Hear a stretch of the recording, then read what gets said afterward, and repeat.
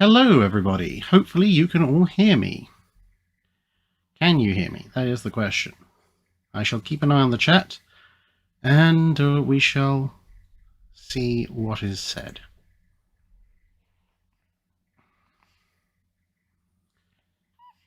Looking and keeping an eye on chat, what have we got? Yep, you can hear me. Excelente. Cool. Right, so, yeah, for those of you who have been wondering, Drac, why have you delayed in broadcasting live streams recently? Well, I am holding the reason. This is Little Drac. Yes. Hello. So, you might have heard a few little breaths and murmurs and gasps in some of the more recent dry docks where I've been looking after her whilst recording. That was kind of a spoiler alert. And that's a reminder to me to make sure my phone is on silent.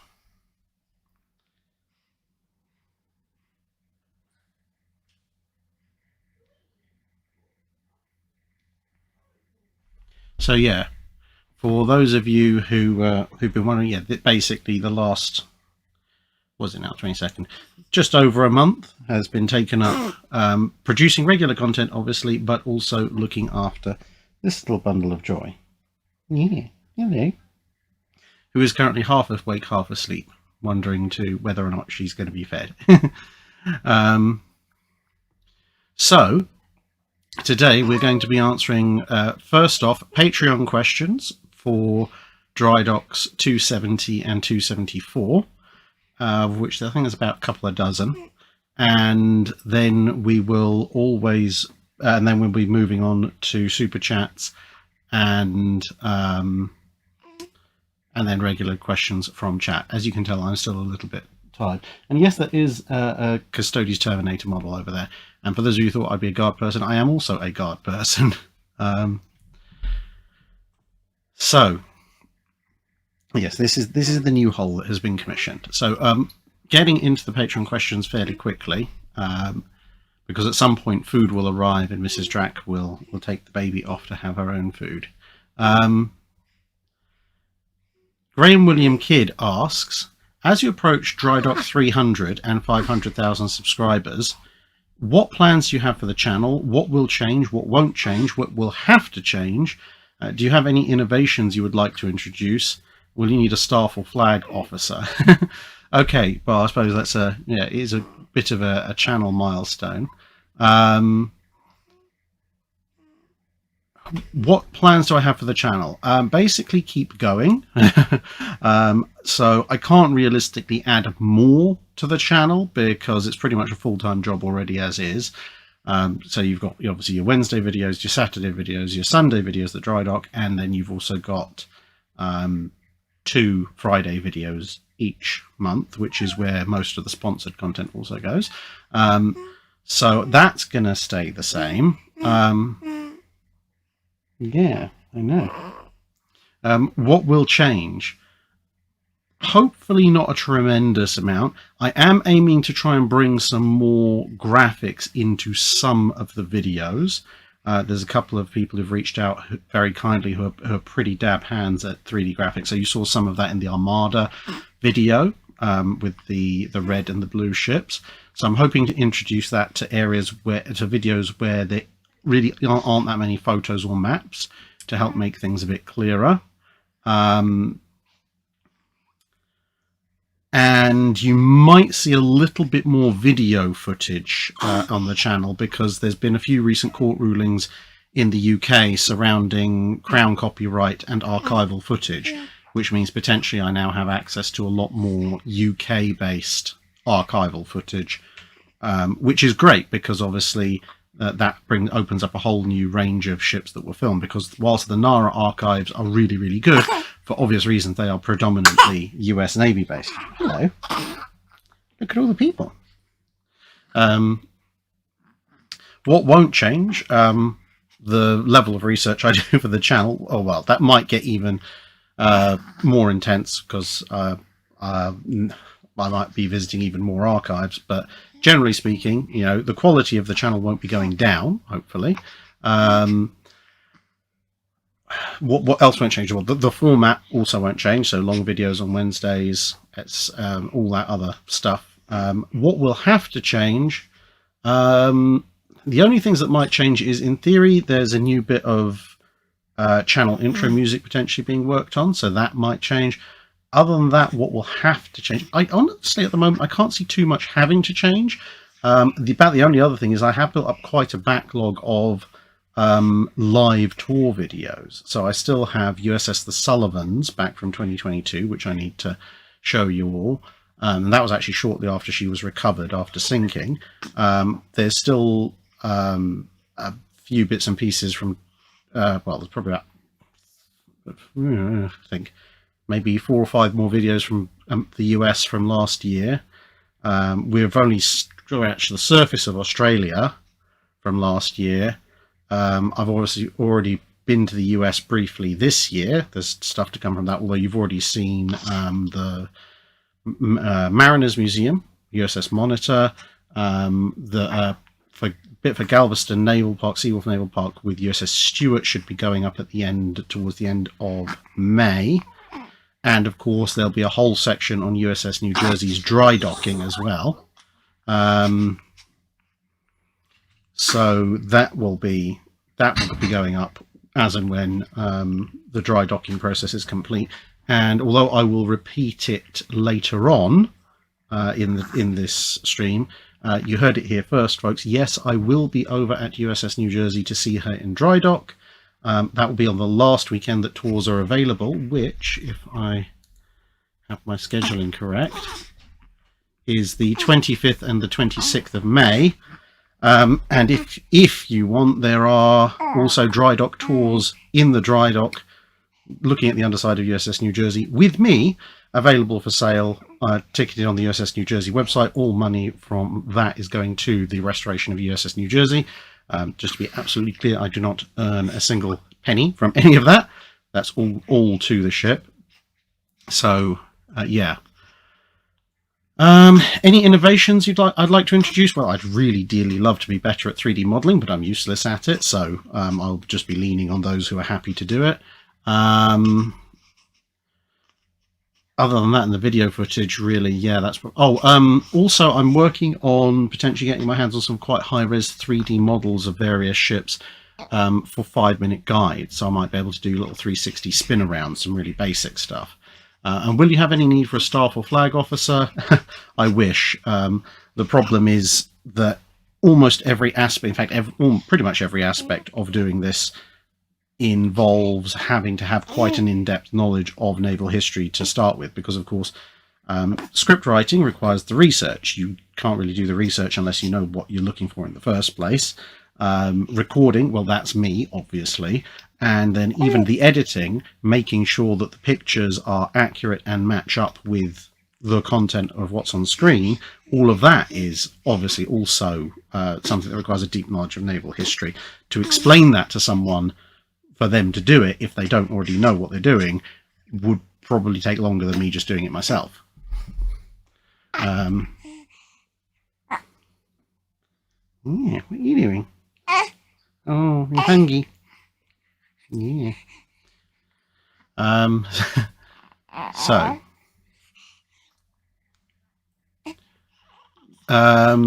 Asura Sky asks, if Tirpitz and Musashi magically changed places prior to Scharnhorst sinking, do the Germans get any better disrupting the Arctic convoys with the heavier beast, or is she just an extra waste of fuel? I would love to see, given how the Germans saved months and months and months and months and months of fuel to get Tirpitz mobile, I would love to see the Germans' faces when they're confronted with trying to fill up Musashi's tanks. I mean, yeah. I mean, theoretically, yes, if Musashi sails out to disrupt the convoys, it's going to be very, very difficult to stop her, because even with the heavy Allied escort groups, you know, which were the distant groups with a carrier and 2 fast battleships, even that is going to be an interesting fight against Musashi. But of course, the other thing you've got to remember is Musashi, unless the Germans heavily refit her, is desperately ill-equipped to deal with anything other than fine weather in the Arctic. And the Arctic, well, as the Battle of the North Cape showed, is not exactly known for its fine weather. So you could have a perfect scenario of Musashi being filled up with every last drop of heavy fuel oil the Germans own and sent off to absolutely demolish a convoy. But equally, you could have the nightmare scenario the other way of Musashi being hit by carriers worth of strike aircraft several times, and then having, running into a massive fog bank, perhaps a sleet snowstorm, etc. Okay, we're going to exchange Baba for food.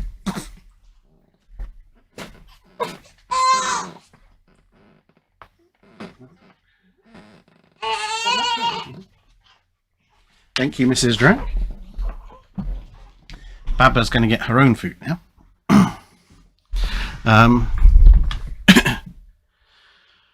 Right, so, nightmare scenario for Musashi. She gets shot up by a carrier, just hitting it again and again and again. She can't do anything about it. Then a snowstorm moves in, and then you have, let's pick Alabama and Duke of York just pounding the ever-living heck out of her, beyond her ability to even see what's happening to her using radar in the middle of the Arctic night. So it could go either way.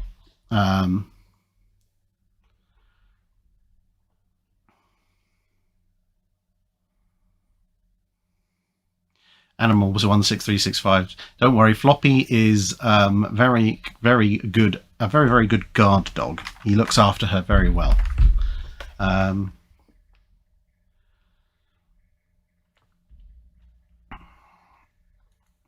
So where are we? I'm actually getting quite warm. I may have to. Yeah, actually, I'm just going to quickly ditch the sweatshirt because it's actually getting too warm up here. This is what happens when you have a really well-insulated office and you've been working with a fairly powerful PC all day. Right, there we go. Also, the baby runs very, very warm, just like I do. So, yeah. Where were we? Sapper Ninja says, I've long held the belief that MacArthur's Pacific strategy was unnecessary and costly. What do you believe? And what if, instead of the Philippines campaign, the US went straight for Iwo Jima and Okinawa? Yeah, I mean, to a certain extent, MacArthur's going back for the Philippines was... There's a certain amount of strategic sense to it, because if the Philippines are left completely untouched, they are a potentially massive base for Japanese ships and aircraft to strike at the Allied fleets as they head towards Japan itself. But on the other hand, places like Truk were isolated just by bombing and so forth, until it was not non-functional but pretty much untenable, and then bypassed and essentially blockaded. It would be harder to do that on the Philippines because of the sheer size of it, but you could, in theory, render most of the bases unusable and just keep up a suppression campaign with second-line units and bypass the Philippines without having to go through the whole invasion process or liberation, depending on what you want to call it. So from a purely cold calculating perspective, yes, you probably could have gotten away with not going after the Philippines and just going straight for the jugular. On the flip side, there's probably a certain degree of strategic sense in at least limited landings on the Philippines, beyond the regular blockade duty. So the fact that the Philippines became a central linchpin because of MacArthur's strategy, yes, that is unnecessary and costly, but they would have had to do something about it, not just completely ignore it.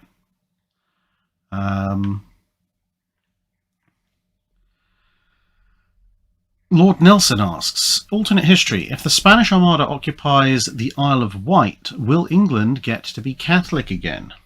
Now that's a good question.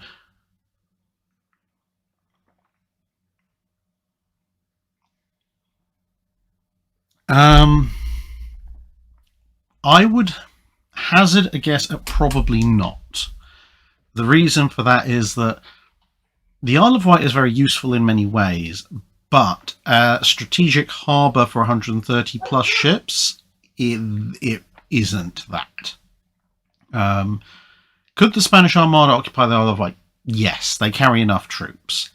The problem would be the classic problem with all amphibious landings that occur when you don't have control of the seas.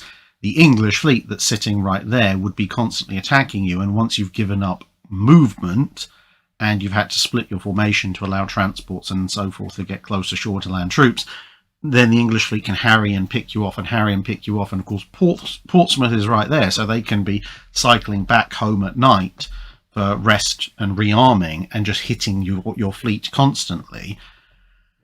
If Palmer can get his forces to the Isle of Wight, then in theory that will give the Spanish a critical mass of troops that they could make a lunge across the Channel and start an invasion of England in earnest.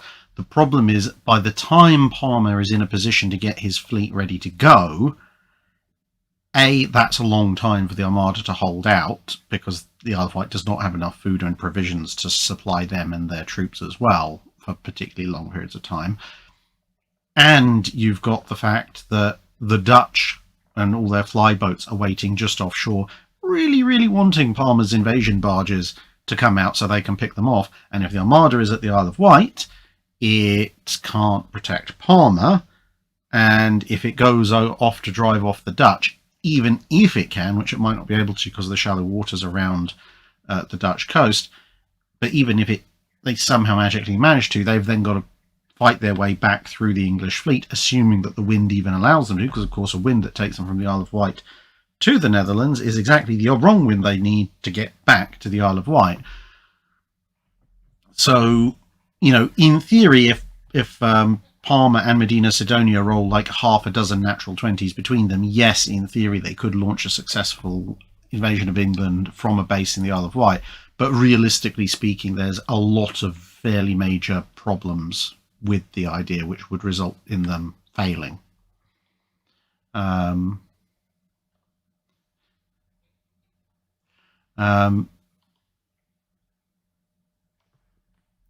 If the gods wanted us to be happy, they would have given us a honey-based alcoholic beverage. Oh, look, Mead asks, during the Great War, if the Royal Navy pulls some shenanigans to get Courageous and Glorious built as per Repulse and Renown, and they secure enough resources to have HMS Hood ready as well for the hypothetical Battle of the Texel, that's the one that I did.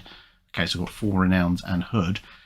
Is Hood with the battle cruisers or the Grand Fleet? And how do the changes to the Royal Navy battle cruisers change the engagement between the British and German battle cruisers during the Battle of Texel, as per your video on this subject? Okay, so if we're basically force adding another 2 Renowns and Hood instead of Courageous and Glorious, Hood would be with the battle cruisers. She's too fast to be stuck with the Grand Fleet, and she would make an absolutely fantastic flagship for the battle cruiser fleet. I mean, BT at that point is stuck with the Grand Fleet, but he can't really deny Hood to the battle cruiser fleet. Now, how would this change things? Well, I mean, you're adding another 8, 12, 15-inch guns to the mix, because you're adding 2 for Courageous and 2 for Glorious and 8 from Hood, because obviously Courageous and Glorious originally would have had 4.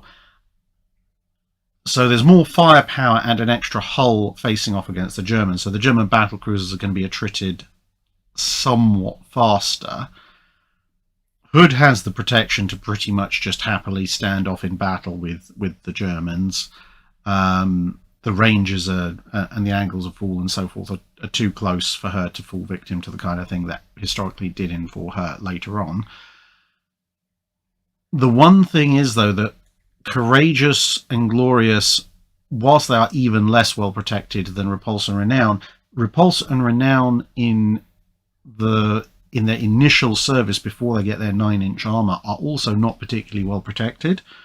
So whilst the damage and sinking that Courageous and Glorious suffered in my hypothetical might be mitigated somewhat, it's going to be more mitigated by the fact that the Germans were hit harder and sooner than their ability to withstand damage per se.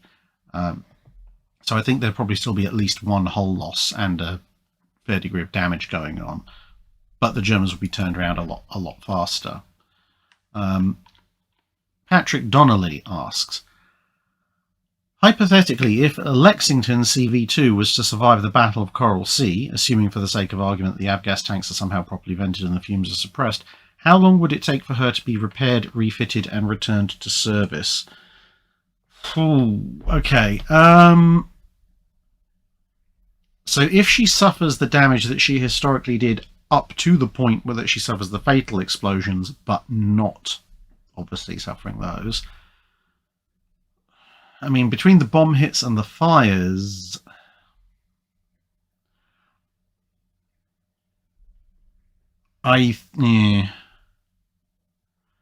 she'd have to go back to the continental United States, assuming that there's a dry dock open for her pretty much immediately.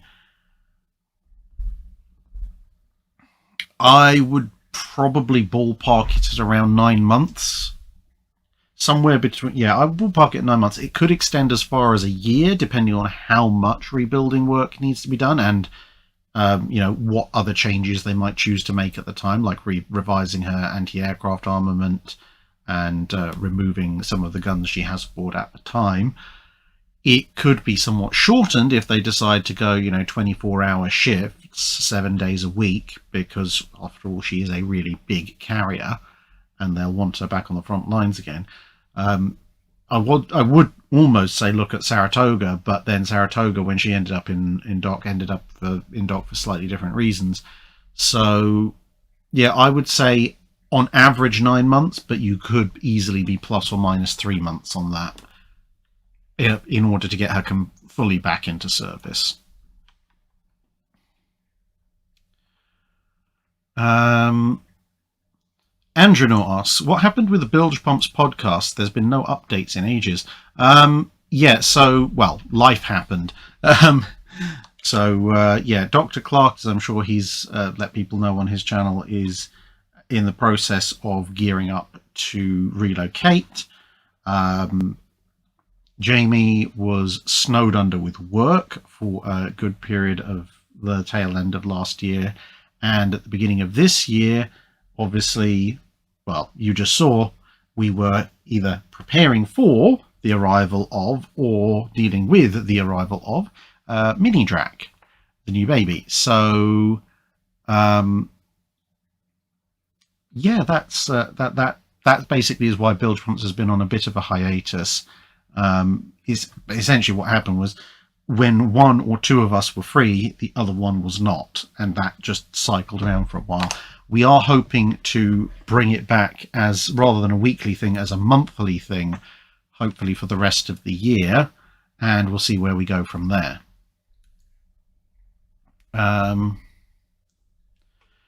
Rob Smith asks, if it becomes very apparent that more than one country has blown the treaty limits on the size of battleships out of the water, and the UK decides this is the excuse they've been waiting for and they're going to do something about it, if they look around and decide having lots of 16-inch guns is a good idea, likewise a top speed of greater than 30 knots is a good idea, so if they take Nelson as a starting point, 3 16s, balance the design by adding another pair of turrets to give 15 16-inch guns, then they up the power to increase the top speed to 33 knots, and armour is increased, so what names would they carry, what would these ships displace, how long would they be, and how would the US react?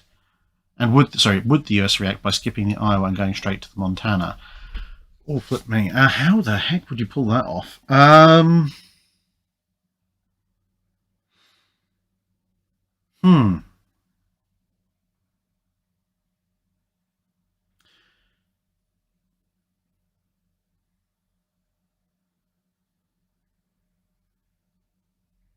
Good Lord, that's a difficult one. You know what? I think if I was the man assigned to that kind of lunacy, just checking something about the layout. Yeah, okay, yeah. I would actually dust off the G3 plans, well, actually, the G3s and the previous Alphabet series battle cruisers.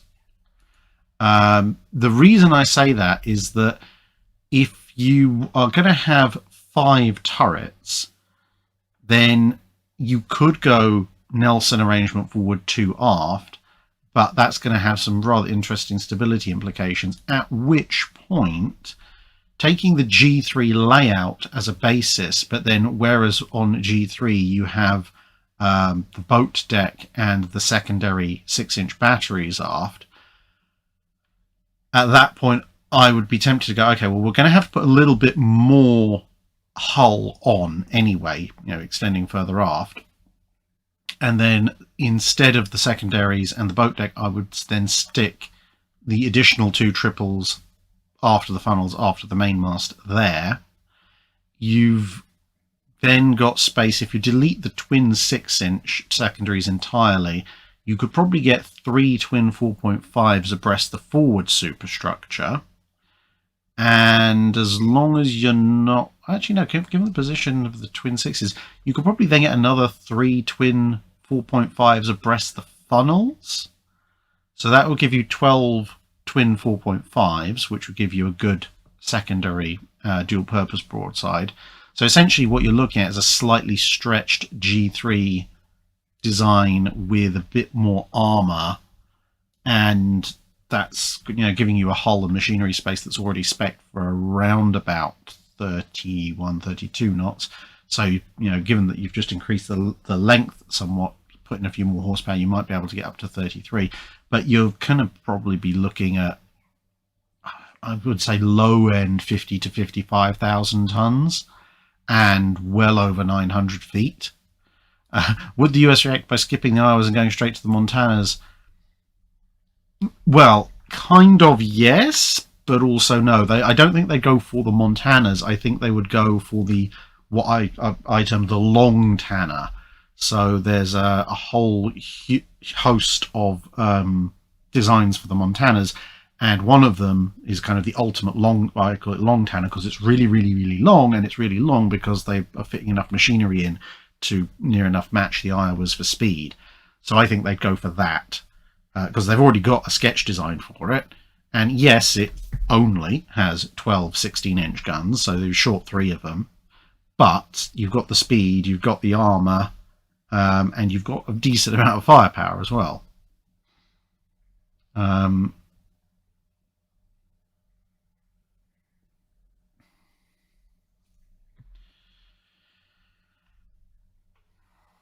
Yeah, that would be how I would do it if I had to, but it would also be quite horrifying.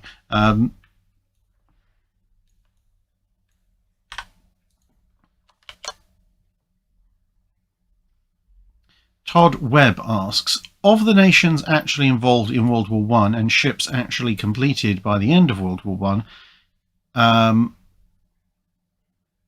if the best and worst classes of each of your generations, so first and second generation Dreadnoughts, first and second generation Super Dreadnoughts, changed places, who ends up with what, and how does it change World War I and possibly later World War II with the Super Dreadnoughts? Ships keeping the original completion date if they change country. Okay, okay, so worst and best first generation Dreadnoughts. So that some unlucky sap is getting the Espanias.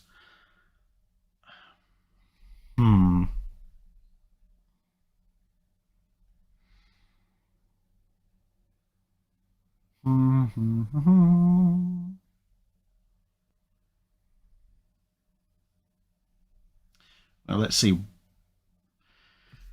By the way I've rated them, Dante Alighieri is technically a second gen, so the Italians are escaping. Corbe, Helgoland, Nassau, Dreadnought, Bellerophon, St. Vincent, Neptune and Colossus, Floridas, Gangot second gen, South Carolina.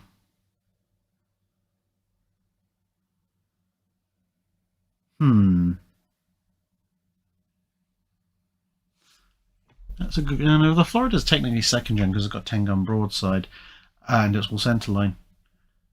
That really doesn't leave much competition, does it? I mean, the Helgelans are horrifically inefficient, so they're definitely not on the list. So essentially, it's a fight between the Corbeys. Oh, actually, no. Neptune and Colossus technically got 10-gun broadside, even though they've got wing turrets. So it's the Corbeys versus the St. Vincents.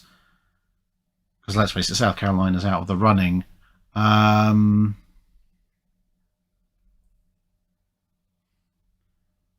What's better between a Corbett and a St. Vincent? Probably a St. Vincent. Yeah, that means the British are going to get a battle. Well, 3 Espanias. I mean, the Spanish luck out, they get 3 St. Vincents. That's an upgrade. Well, there was always going to be an upgrade, but all 3 Espanias. That's just, might as well stick them with the pre-Dreadnoughts.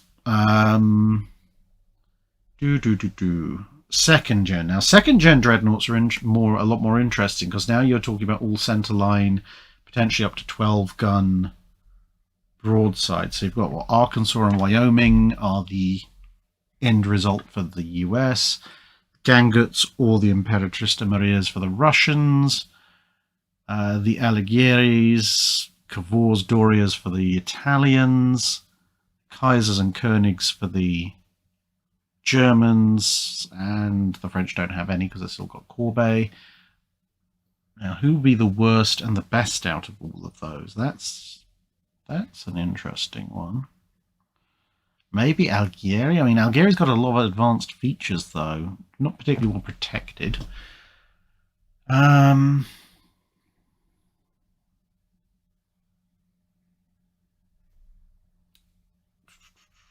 mean, Algieri, Florida, Neptune and Colossus. Neptune and Colossus, Hercules. They're not. They're probably the least efficient of the second gen Dreadnoughts.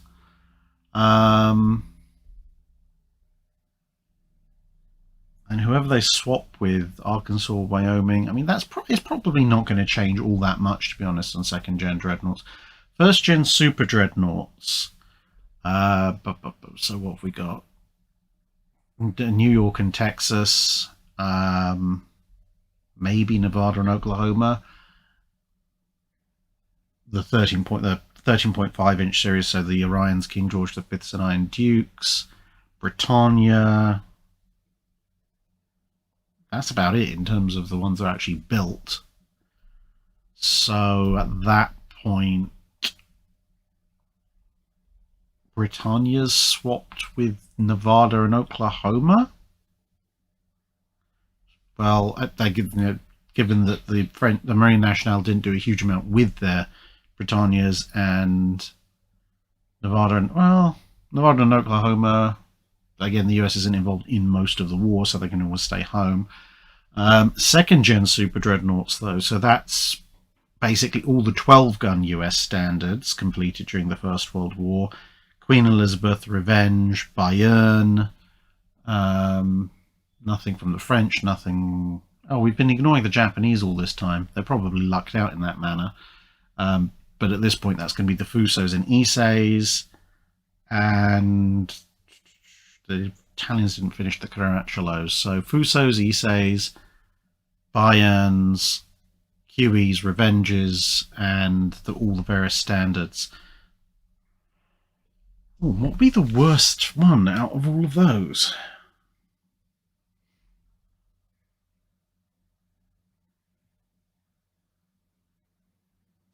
I mean, probably Pennsylvania, Arizona, Fuso. I think the 15-inch ones get a bit of a buy-in just through sheer firepower. It's going to have to be something that's slow, 21 knots.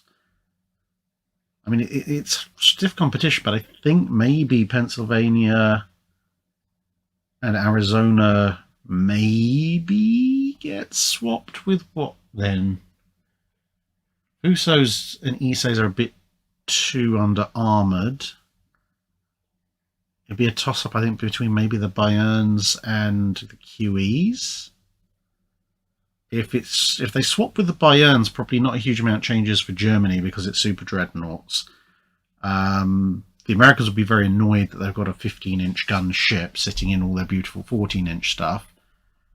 Yeah, and if it swaps with the QEs, again, both the British and the Americans are going to be annoyed. They've got a weird caliber sitting around, and the British lose out on having their fast ships, fast-ish battleships. But I suspect they probably trade back very quickly.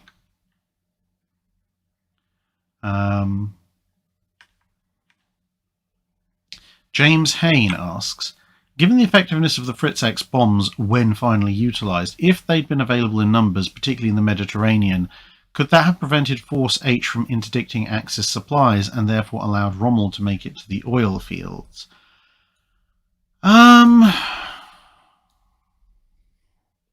To be honest, most of the interdiction of Axis supply convoys was more done by Force K, which is submarines, cruisers, and destroyers, than Force H. Force H did have a role, but their role was more of deterrence of the Italian Navy, and that usually kept them a little bit away from Italian, or not just Italian Air Force planes, but also coastal-based aircraft in Italy. Could it? I mean, it depends if they hit anything. The thing with the deployment of Fritz X is that a fair number of the hits were against ships involved in the Allied landings, where they were either not moving or moving relatively slowly and thus pinned in place. If you're talking about Force H, which is a notoriously fast force, then the chances of them hitting something, especially considering that with Fritz X you've got to have a twin-engine bomber flying nice and slow and level, albeit somewhat high altitude, to guide the thing, and the fact that Force H does usually have a carrier with it, which makes that bomber's lifespan probably a little bit short, because it'll be flying fairly far out without fighter escort, whereas again, when the Allies are landing in Italy, it's a short-range flight where, with all that entails. I mean, if they got lucky, yes, you could. If you could hit Force H badly enough to allow the Italian fleet to sortie and force to interdict Force K, but you'd also have to somehow stop the Mediterranean fleet from coming in. It's theoretically possible, but I think realistically the logistics of lobbing Fritz X's at a faster manoeuvring Force H in the far reaches of the Western Mediterranean probably mitigate against it, and Force K is, as I said, mostly small and fast ships, most of which are sailing at night, so it's going to be very difficult to nail them.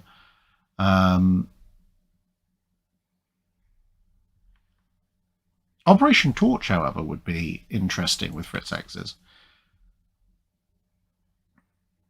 Glenn Ricafrenta said, "You said you sing Gascogne which was adapted from Gaston from Beauty and the Beast whenever you played the Battleship Gascogne in World of Warships.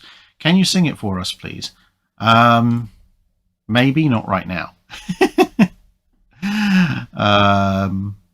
One of my subscribers, Wild Bill, has actually put together that with the full-on music and an audience chorus. That's the word. So let me see if I can find where that is.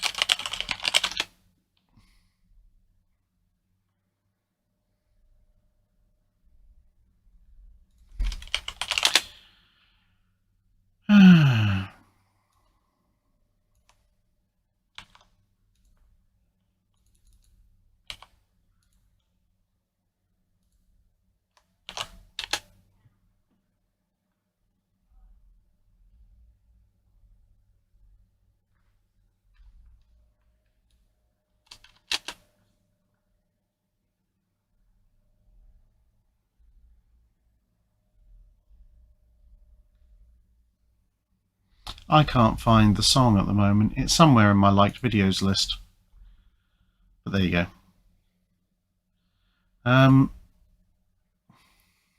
Enterprise asked, don't I still have to sink the Bismarck? Yeah, at some point. The question is, at the moment, given that with the baby and everything, I am very tired. Do you want me to do sink the Bismarck now, and then my voice will be gone completely, or do you want me to actually answer some questions?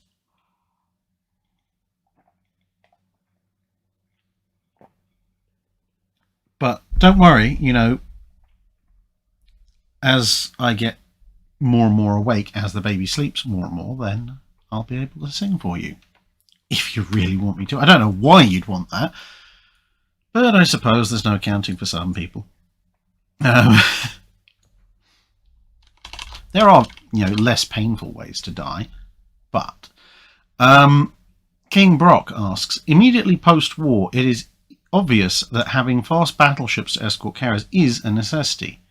However, despite finishing Illinois and Kentucky, there are only 6 Iowa class available to the US Navy. Obviously, this is alternate history. The Navy would like to add to that number. While Congress isn't willing to fund new ships, they will allow older battleships to be refitted to have the needed speed. What would it take to get the South Dakota and North Carolina class battleships up to 33 knots, and would any older ships be considered? So I have discussed this, I think, I discussed it briefly most recently in the Battleships of the Future video, but I talked about it in other places as well. They actually looked at if they could get South Dakotas or North Carolinas up to 33 knots, and the answer was almost but not quite. But to do so, it involved stripping out the aft turret 3 and adding in a ton more machinery. Obviously, the South Dakotas needed a little bit more machinery than the North Carolinas because their length to beam ratio isn't quite as good. But you were talking about like ridiculous amounts of power. I think it was something like 220 to 240,000 shaft horsepower, so considerably more than an Iowa's, because obviously the ship's hull forms were never designed for this. Anything older than that, you're never getting it even close. So yeah, they're not going to do anything with the older ships, and they dismissed doing it to the South Dakotas and North Carolinas because it would have cost far, far, far too much, and you would have ended up with 2/3 of a battleship of firepower. Although I suppose if you took off turret 3, you could put a ton of rather interesting anti-aircraft guns aft, but they decided not to go for it.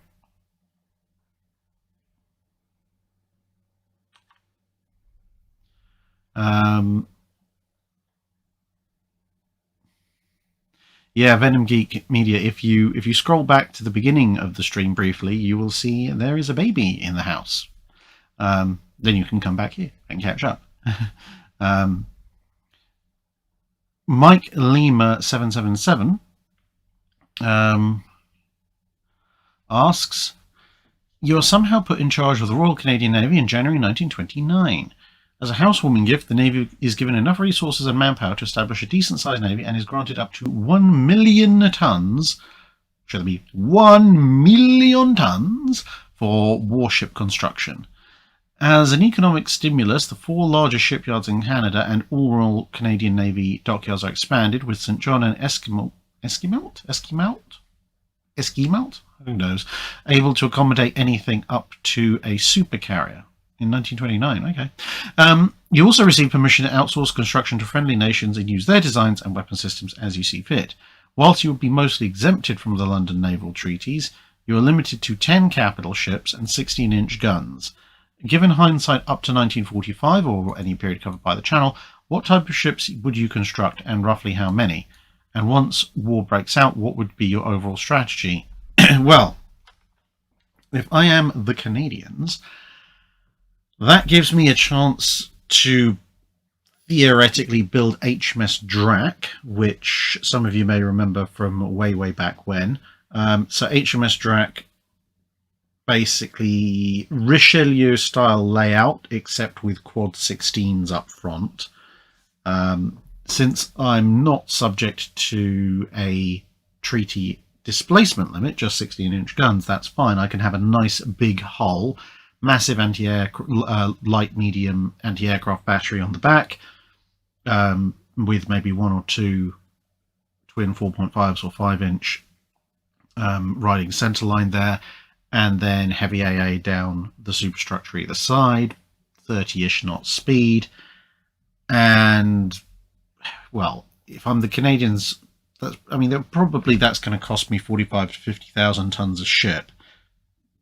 So, if I've got hindsight and all these big shipyards, then I can probably also dust off plans for honestly not Malta - Midway Governor and stick a bunch of maybe 4 of those in. Where I'm going to get the crew for all this is going to be very, very interesting. But if I had 4 Drac style fast battleships and 4 not Midway - Malta armoured flight deck aircraft carriers with 100 plus aircraft apiece, so that's going to cost me, what, 1,500? That's going to cost me 400,000 out of my 100,000 tons. And then you could roughly look to something like a Baltimore for what you need for a balanced treaty cruiser. So,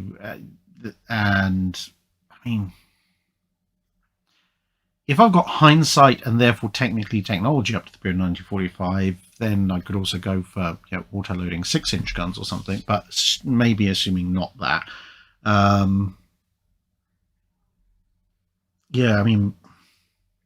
Maybe 8 to 12 Baltimores to ride escort, etc., and then fill the rest in with expanded tribal class destroyers. So, adapt the tribal class to have 4 twin 4.5s instead of 4.7s, and make it just that little bit bigger and longer so I can get 2 sets of torpedo launchers in, and I'd be a happy man. Light cruiser-wise, there's a whole load of good light cruisers that you could source. And subs, well, given that it's Canada, you pretty much have to follow the US fleet submodel, otherwise you're never going to get anywhere distance-wise. And then fill in the gaps. Actually would be a good idea would be to use the Baltimore class, or honestly not Baltimore class Governor, hull as a common hull. So use it for a 9-gun 8-inch cruiser, a 12-gun or 12 to 15-gun, depending if I can get a quad turret working or not, light cruiser, and use it as the basis of a light carrier or very large escort carrier, which you can then use with your big destroyers and some escorts for convoy escort work.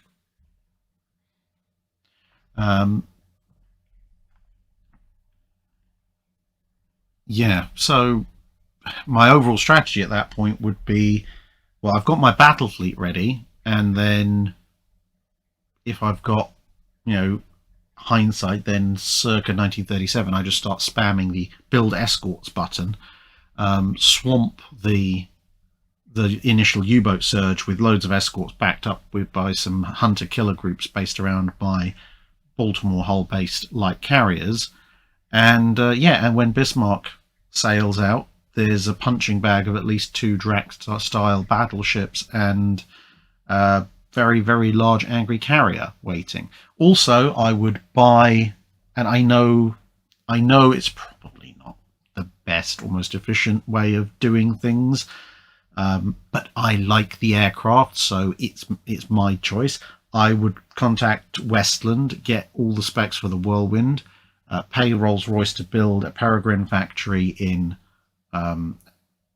Canada, so I have control of the engine supply, and pay Westland to correct all the issues with the Whirlwind, plus obviously actually use the proper propellers on it, and adapt the Whirlwind as the world's first long-range, very fast and agile twin-seater cannon-armed carrier fighter, because why not? I can fit them on my gigantic carriers.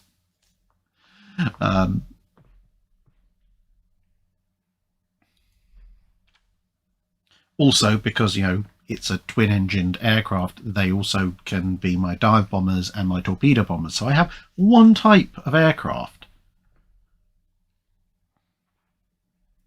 Farragut's Frog Gut Forger Foraging for 4 Forgotten Frog Guts for 4 Frog Gut Fryer Fair asks, what if Japan refused Admiral Perry and open conflict erupted? How would the immediate engagements have gone, and how long do you think the US fleet could maintain superiority?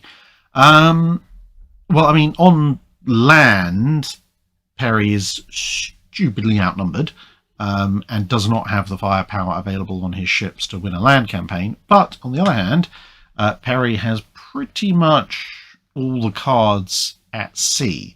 Yes, the Japanese have a few warships they're just in the process of making, but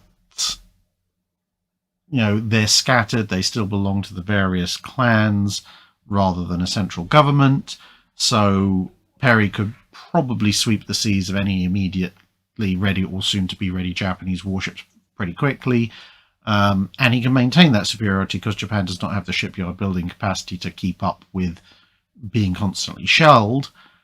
And outside of maybe some of the stronger shore batteries, there's not a huge lot that the Japanese can do. The flip side, of course, is that Japan is somewhat less vulnerable to blockade at this point than she would be further down the line.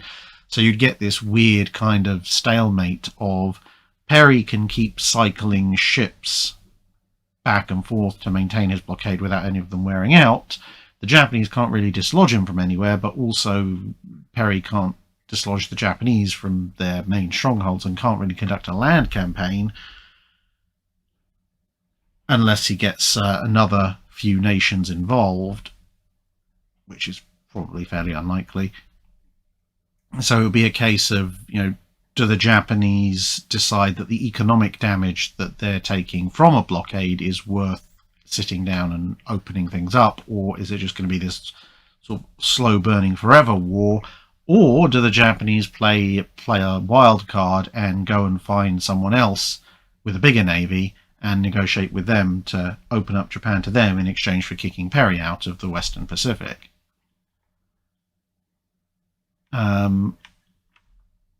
Gregory Albert asks, you've been given a selection of ancient to World War II era ships with their associated equipment to fight off an alien invasion. What do you choose? You have main character immunity, so you will inevitably win, but losses still occur.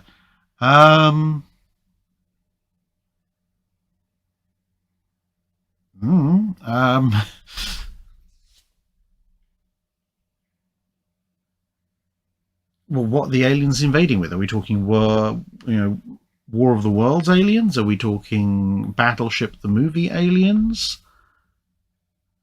What am I fighting? I mean, I'd be semi-tempted to take something. I'd be semi-tempted to. Actually, I would be tempted to take some Byzantine Dromons just because I'd then get Greek fire. So we'd finally have an answer to the question, what is Greek fire?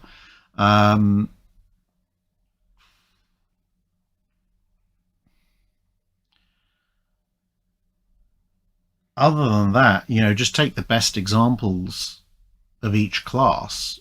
But, as I say, World War II era submarines are pretty useless fighting Battleship the movie style aliens because they don't really have that much of an underwater presence if they don't want to, and therefore torpedoes are next to useless. I mean, even War of the Worlds, the tripods hitting those little legs with torpedoes is going to be very difficult.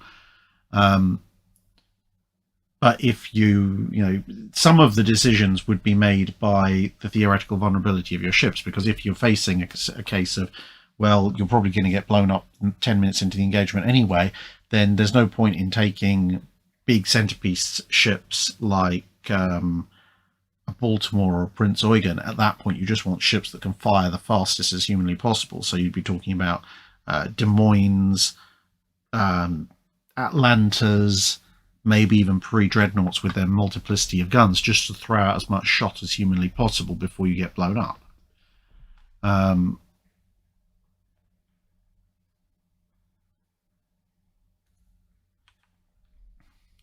Michael A. Kleiner, maybe? How would the Battle of the Atlantic have changed had Germany not declared war on the USA? And if Germany had not declared war on the USA, would the USA have declared war on Germany? Well, this is the interesting thing, because the US was as the US was building up its forces, it was creeping the neutrality patrols further and further east, which would have forced the Germans' hand one way or the other sooner or later, because either the Germans would have had to acknowledge that most of the Atlantic is now officially a neutrality patrol zone, at which point the Battle of the Atlantic is over because the Germans can't fight there, or they would have to start shooting at convoys and US Navy vessels, which would be a de facto declaration of war. So the US probably isn't going to have to do all that much because it's going to force the Germans' hands one way or the other.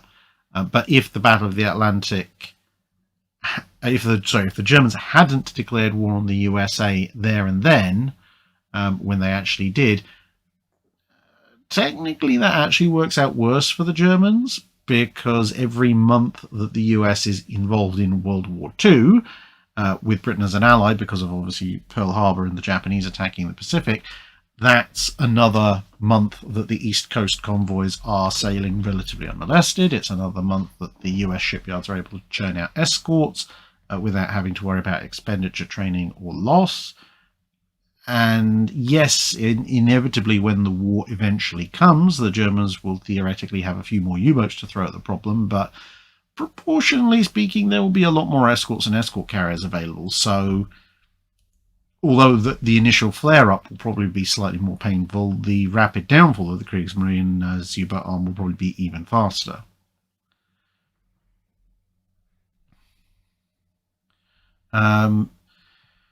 Yokosuka Girls Marine High School training vessel Harakaze asks, instead of being sunk by the Royal Navy, Bismarck is surrendered and is in good enough shape to be escorted under guard into port. What information and secrets would have been of the most interest to the Admiralty? Would she have been torn apart to learn as much as possible, or would she have been repaired enough to serve as a training tool for ships getting ready to face any encounter with Tirpitz? Could she even have been commissioned into the Royal Navy, if on paper only, to really annoy the Germans at losing their pride and joy and seeing it flying the white ensign and in a British port?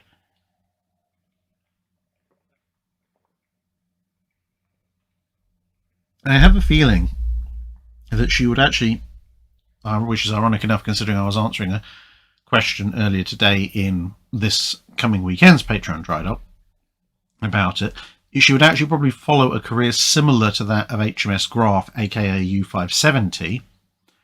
So first thing, she would be picked over with a fine-tooth comb, so the British would want to know exactly what kind of radar system she's using, exactly what kind of rangefinders and fire control computers she's using. Probably also wanted to know about some of the mountings for the secondary battery, especially the 105mm guns. They're going to go over all the specs and firing tests, test firing the 15-inch guns to see exactly how powerful they are, what angles they can be aimed at. They're going to want to know everything, because every bit of information they know is going to equip them to better face Tirpitz and more generally the Scharnhorst and everything when it comes to radar systems and so forth. Once that testing period is done, I mean, if she's in good enough shape to be escorted under guard into a British port, then she should be repairable, and she is a fast battleship after all. But much like HMS Graf, she is going to be facing a rather significant spare parts shortage, because the source of spare parts ain't likely to be shipping spare parts over anytime soon. So yeah, she might well be commissioned under the White Ensign, at least temporarily, but then probably not do a huge amount in active service. The Royal Navy, if they do anything, might actually take her up to Scapa Flow, position her there under the White Ensign, perhaps with a caretaker crew, maybe with a full crew, because what they could do is either just go, okay, well, we're going to keep her in Scapa as a potential mirror match for Tirpitz if when Tirpitz comes out, until something major breaks that we can't fix. Or they might, jump the gun on that and go, well, we'll keep it in Scapa under the White Ensign, and we'll move it around occasionally, but we maybe won't even bother thinking about moving it, having it fully operational. We'll just make it look fully operational enough that the Germans will be worried about another heavy fast battleship waiting for them, which in and of itself would have a deterrent value against Tirpitz, which might actually lead to the rather hilarious scenario of a mostly non-operational Bismarck due to lack of spare parts, and a mostly non-operational Tirpitz thanks to lack of fuel, mutually deterring each other across the North Sea.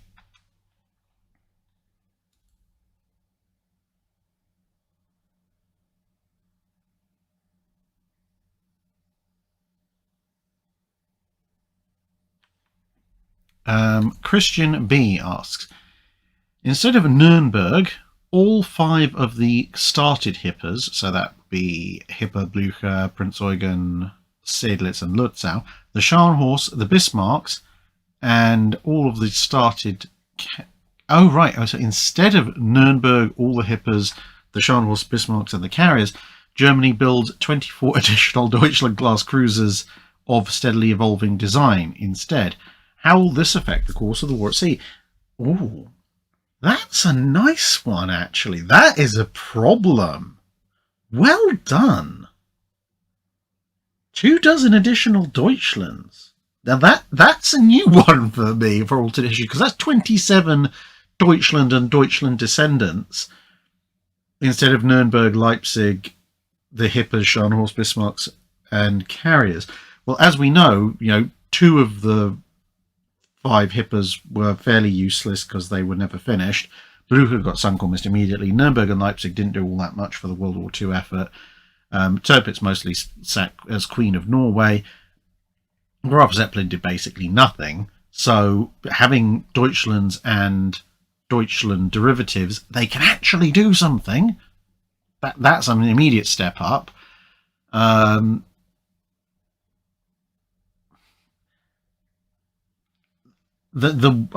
two problems you're going to run into would be, one, fuel. Where are you going to find enough fuel for all of these ships? But in theory, each one needs considerably less fuel than a Scharnhorst or a Bismarck, so a little balancing act there.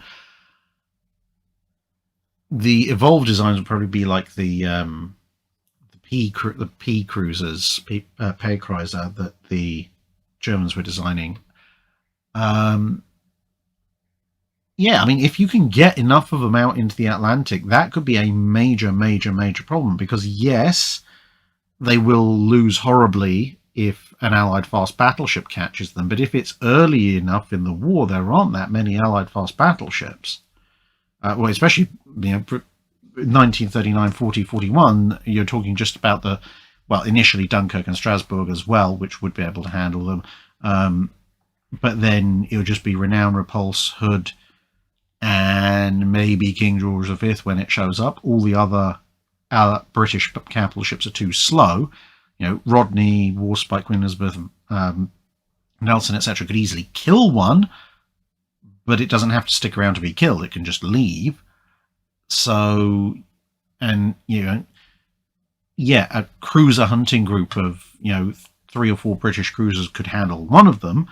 But if you've got 24, and let's say the Germans surge a dozen, well, do the British have 35, 40 cruisers plus fast battleships to throw into the world's biggest game of cat and mouse in the Atlantic?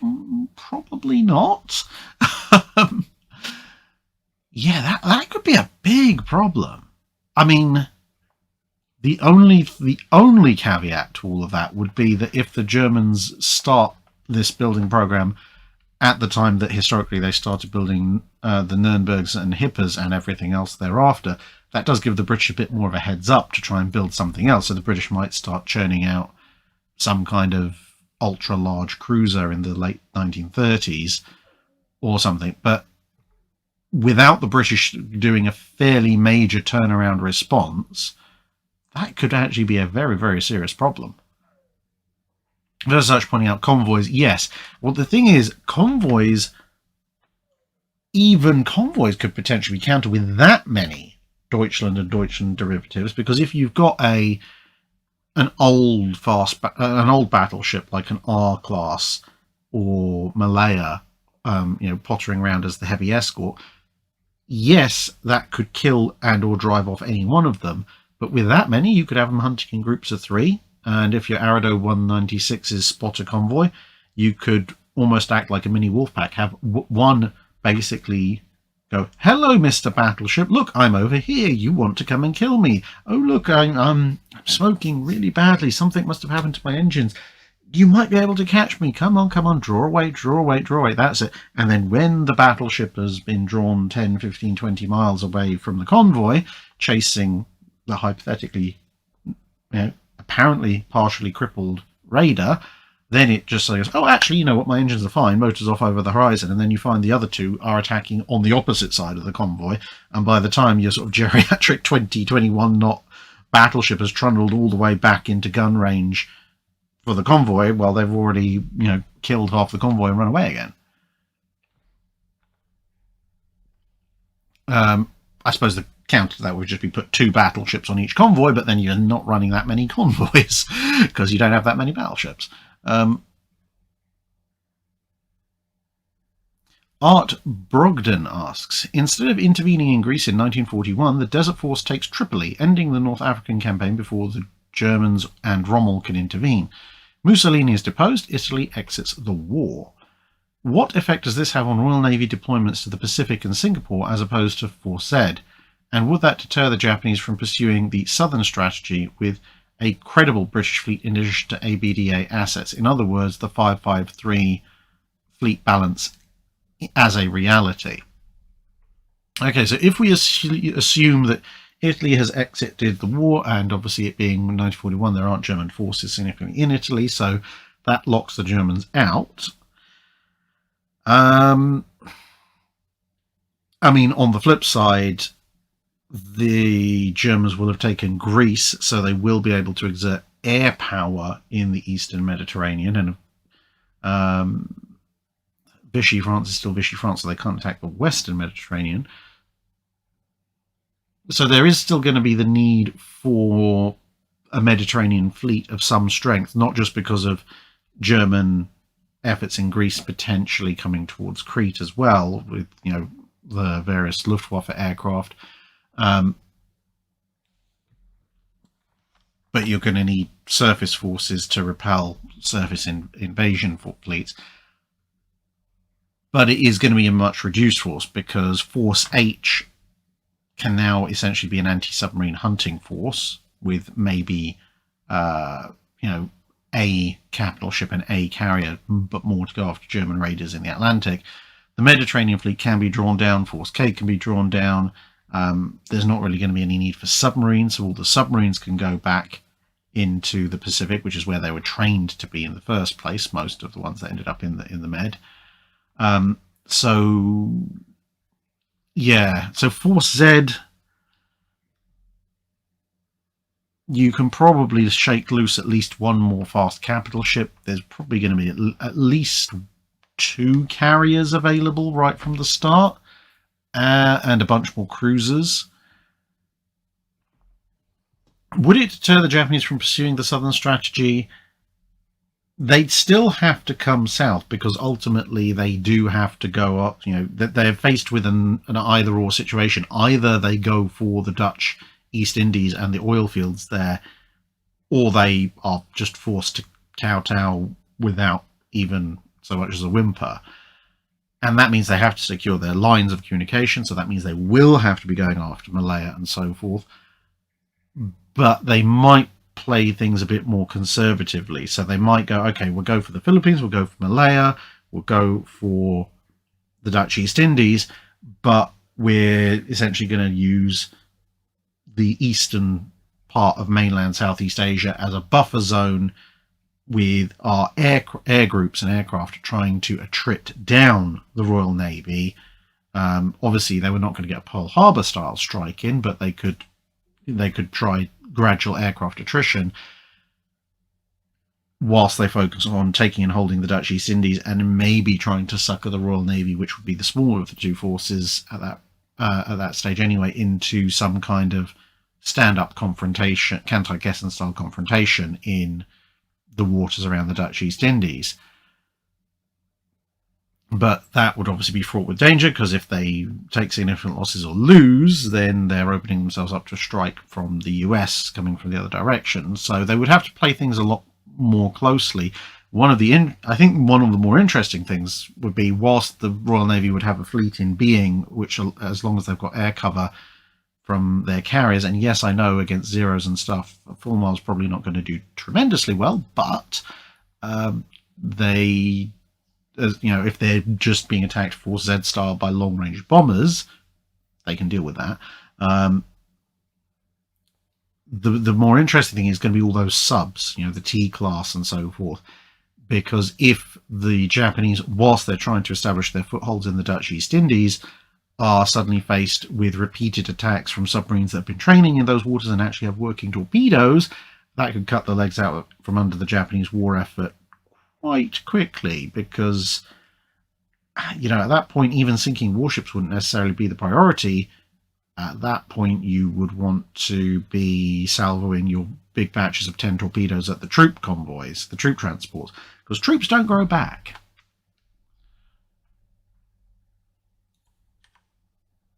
Right, so that is the questions from Drydock 270. There are 1, 2, 3, 4, 5, 6, 7, 8.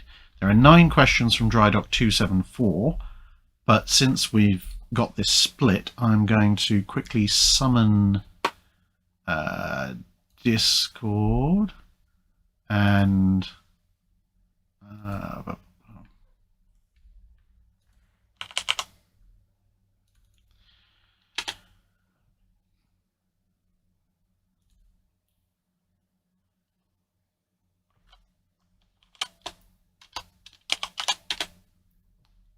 right, I'm going to just pick up the super chats thus far and then pop back to the remaining questions from Drydock 274, and then we can get on to questions, the regular common questions. Right,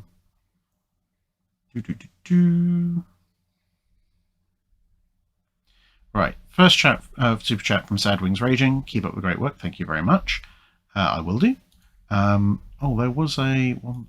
There was one right at the beginning.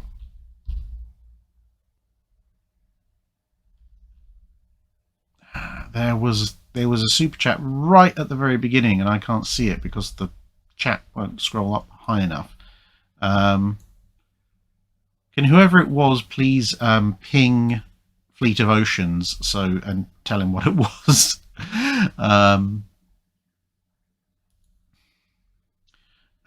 Flambe Gaming, I believe you talked about this before, but what are your plans on visiting places like Italy, Greece, and other countries to visit their museum ships? So, I'm in the preliminary stages of planning a visit to Italy in October. Probably for a week, maybe just over a week. Yeah, this year is going to be incredibly busy for overseas trips, despite the fact, you know, I'm dealing with a newborn baby as well.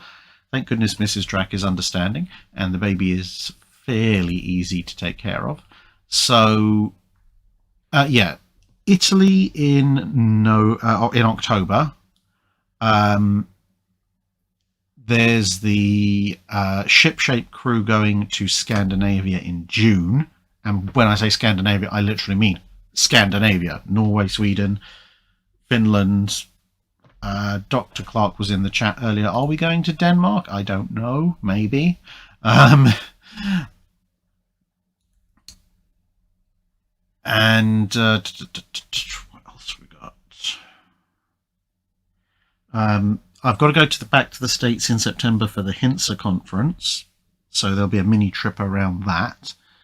And as I mentioned earlier, I will be going to the States at the end of May to see New Jersey in Drydock. So for those of you who have been here since the beginning, I apologize if this is repetitive, but for those of you who have joined us since then, I am going to be heading over to Philadelphia at the end of May. So you would have seen from the live stream I did with Battleship New Jersey and my own that I was there for the ship being dry docked, but I will be there on the 25th and the 26th.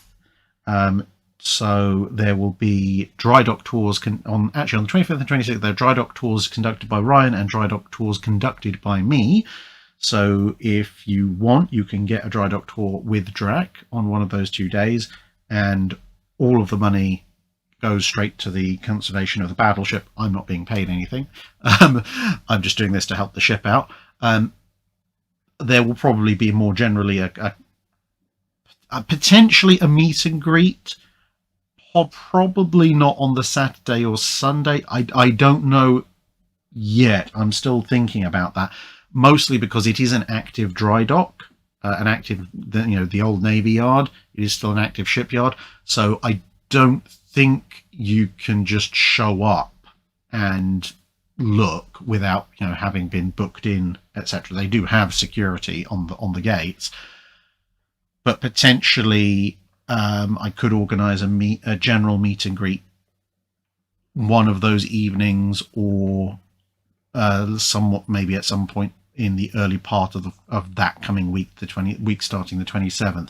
I'm still going to think about that. More details to come later, because I will be then sticking around in the general vicinity until the ship undrydocks shortly thereafter, although date TBC. I might pop down to Baltimore to see one or two of the museum ships in Baltimore, but again, all TBC. It depends on how I'm doing with the jet lag and everything. But in terms of Greece and other European countries outside of Italy, I do want to go and visit those places, but I think that will have to wait until next year, because my schedule this year is pretty darn full.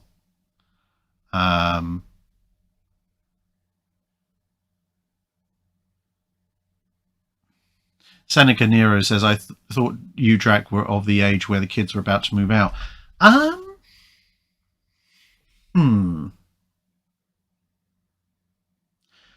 I mean, if I'd had a kid just as while I was still at the very tail end of high school / early university,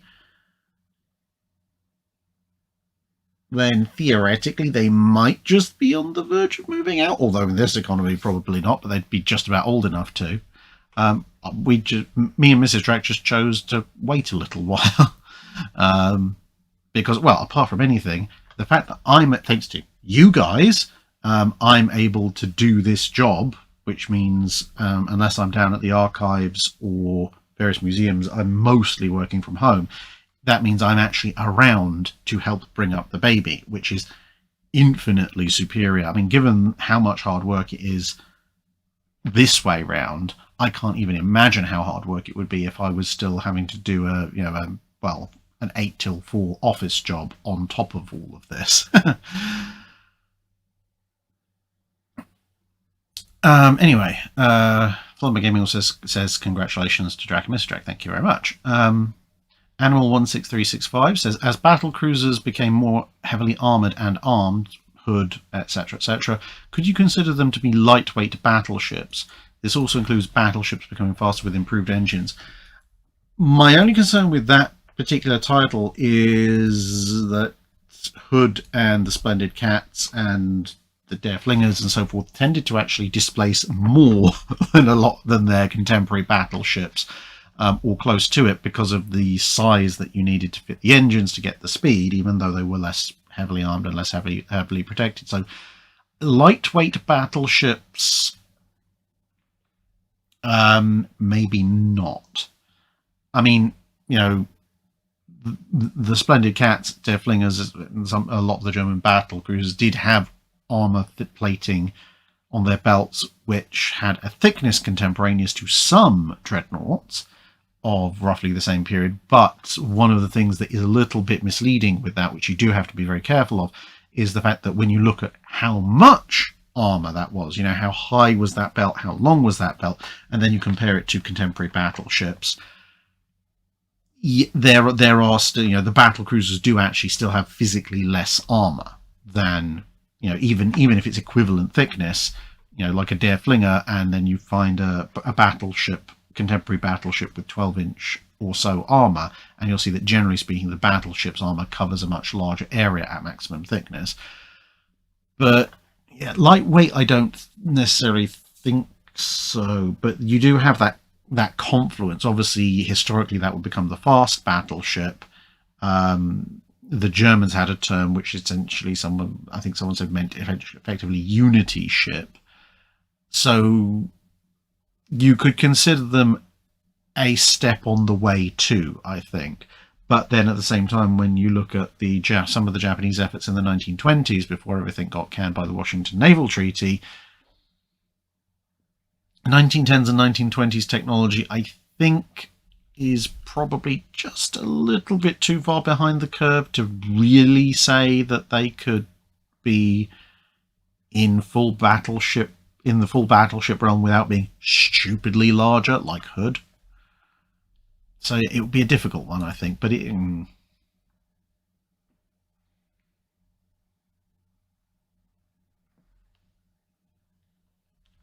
it's a difficult one.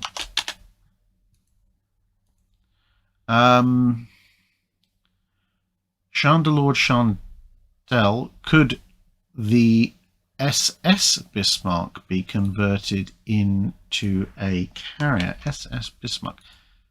That's a liner.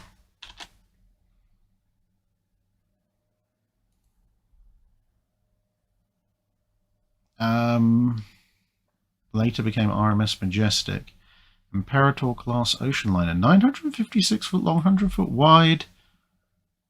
I mean, okay, she's old. 1914. I mean, yeah, she's big enough. Probably want to refit her with somewhat more up-to-date machinery so she can go a bit faster than 23 and 24 knots, but sure. Yeah. I mean, Argus was a converted liner and a much smaller one at that. So yeah, SS Bismarck could be quite easily made into a carrier. Texas Analyshuk says congratulations. Thank you.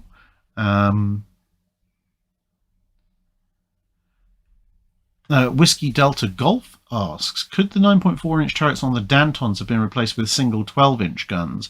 And would this have made the class more useful or capable in the Dreadnought era? The French did look at that idea as not. I'm not sure off the top of my head if they looked at refitting the Dantons specifically or whether they looked at changing the Dantons mid-build or basically sketching out the Dantons with single 12s instead of twin 9.4s for future builds. But something vaguely along the lines of what you have in World of Warships was thought of by the French at one point. So, and yeah, it probably could have been done. The main reason the French didn't go for it was just expense versus practicality, because it still will be fairly limited. That's a huge amount of redundant weight with single 12-inch wing turrets.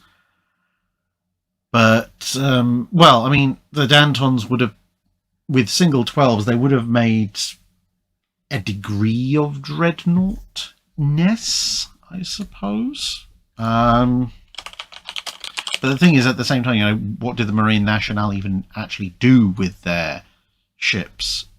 I mean, obviously they did the blockade of the Adriatic, they escorted their troop convoys, etc. But the Marine Nationale wasn't going to face off with the Germans in the high seas. And they've got three twin turrets, so that's 3. So that would give them a 7-gun broadside. That would be the weakest broadside. Unless it's an Espana on anything other than a dead 90-degree perpendicular bearing. So, I mean, yeah, they would be marginally tactically more useful, but given the historic usage of the French battle line in World War I, it would have been a lot of expense for not really a lot of benefit.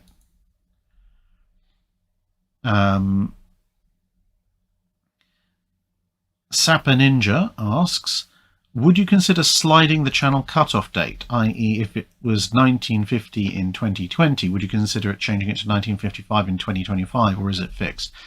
So there are I like 1950 because it's a 1950, it's a neat cuts the 20th century down the middle. Now, I will be a little bit flexible on the Korean War, because the Korean War, okay, there's not a huge amount of major naval engagements in it, but the ships that fight the Korean War are, for the most part, either World War II era ships or immediately post-World War II era ships. They're ships that we can all understand and describe. You know, we're not talking about, you know, loads of missile-equipped ships running hither and yon. And, of course, the Korean War does last past 1950. So that can be covered. But I think broadly my policy on covering ships that were either built and in service by 1950 or at least on the drawing board by 1950 pretty much will stay in place, because if I, whatever time I move it forward to, I'm still going to hit missile era stuff much past the 1950 period. But as I've also said before, if people want to, who actually served on those ships, etc., if they want to come on, or are historians about that period, if they want to come on and talk about that period, I'm perfectly happy to host them. It's essentially, it's not apart from obviously trying to avoid getting engaged in the politics of it all, it's not a matter of unwillingness to talk about the subject as a whole. It's just the simple fact that if somebody challenges me on something I've said about a World War I or a World War II era ship or an ironclad or an Age of Sail ship, I will quite happily back up what I said and point to all sorts of sources as to why I said it. And then we can have a polite discussion if they still disagree. Whereas if it comes to missile era ships, I can't claim anywhere near as much expertise. But then obviously if I get someone like, say, Michael Clapp or Julian Thompson, the Amphibious Task Group Commander or the Royal Marines Commander for the Falklands War, if I get them on and say, right, here's some questions about the Falklands War, if people disagree with what they say about the Falklands War, well, then you can go and argue with the person who actually fought the campaign, and good luck to you. Yeah. But I don't have to then deal with that. Mind you, I wouldn't necessarily advise arguing with a former Royal Marine Commander about what he did or didn't do in the Falklands War, unless you really, really have a good life insurance policy, but that's just me. Captain Charlemagne Models asks, when the US Navy was considering turning a battleship into a missile ship, why did the US Navy not use the larger Tennessee or even Colorado classes? Speed, basically. Plus, if you're looking at Kentucky is much, much bigger than either the Tennessees or the Colorados. They did use Maryland as a test bed, but yeah, for a missile ship for the Cold War era, the US Navy still wants the speed, and that means you're going to have to use a fast battleship hull of some description, and the Kentucky, and by implication Illinois, being incomplete, would make the best conversions because they've got the biggest hull capacity, and because they're not complete, you don't have to strip a bunch of stuff out because you haven't installed it yet. I mean, technically, they were also looking at Hawaii, the third Alaska class, but, well, I've already gone into discussions about why they kept the Iowas and not the Alaskas. So a missile ship based on the Tennessees or the Colorados, they're fairly well worn by the late 40s. They're relatively slow, and you'd have to strip them all down to get things in the first place.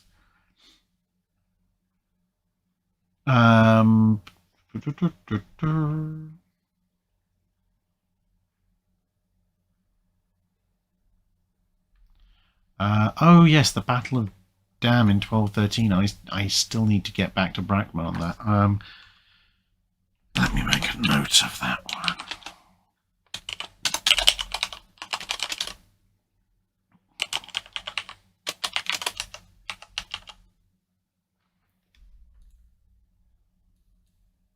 Sorry, I'm sorry, Brackman. I did mean to get back to you on that, but hopefully, as you can understand, the arrival of Little Baby did kind of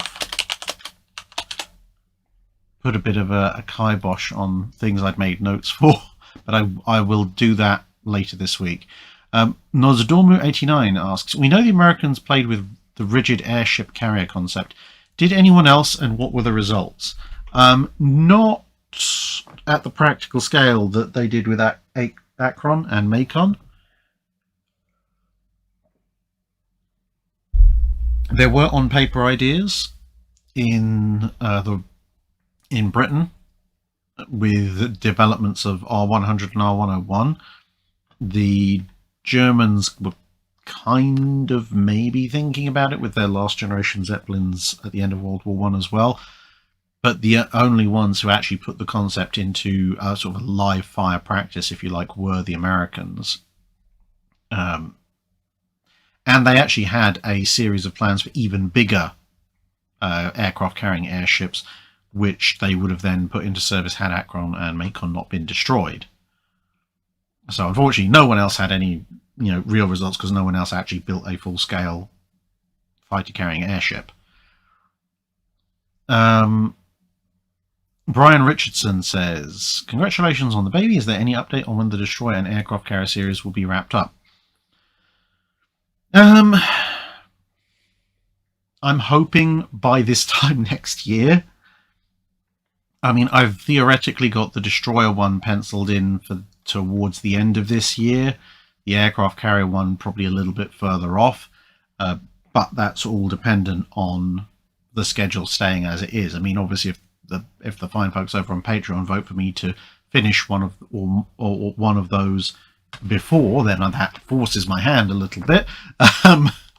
But yeah, obviously other things might also come up that might knock videos back. I mean, half the videos that I've got scheduled to record this year are videos I originally wanted to record last year that got knocked back by other things coming up.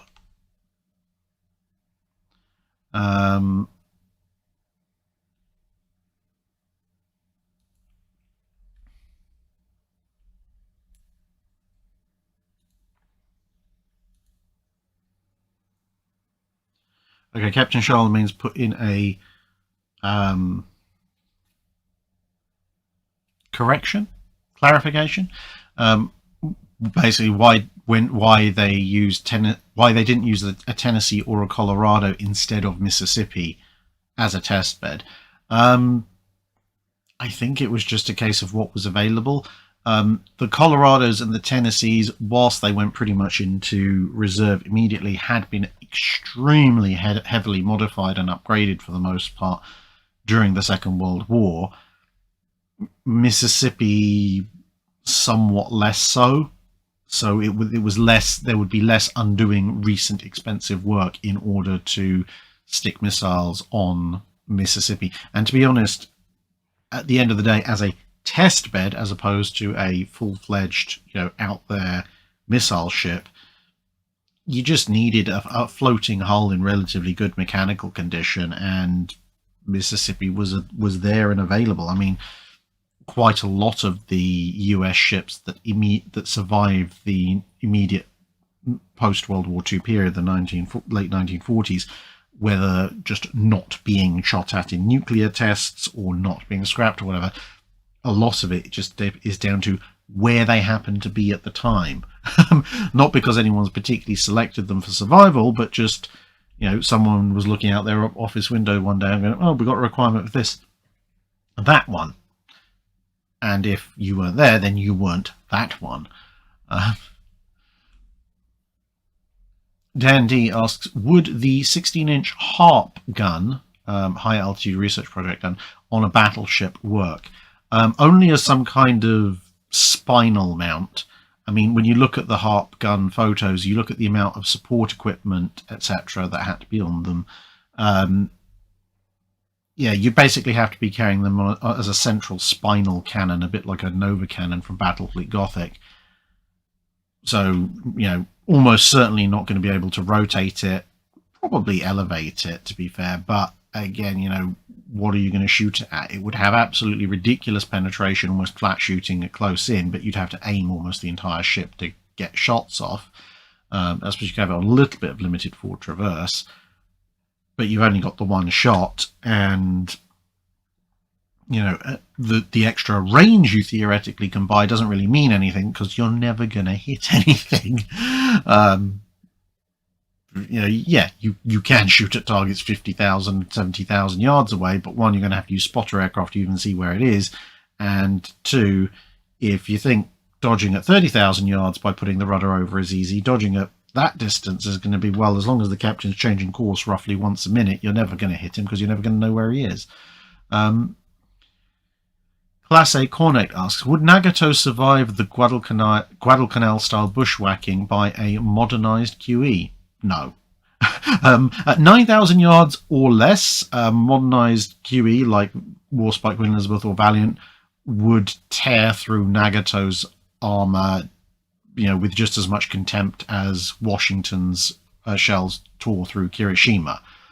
Yes, there's one less gun, fine, but when you've got multiple 15-inch armor-piercing rounds exploding inside you, whether you've been hit by a 4 or 5 or 6 out of a salvo is really academic.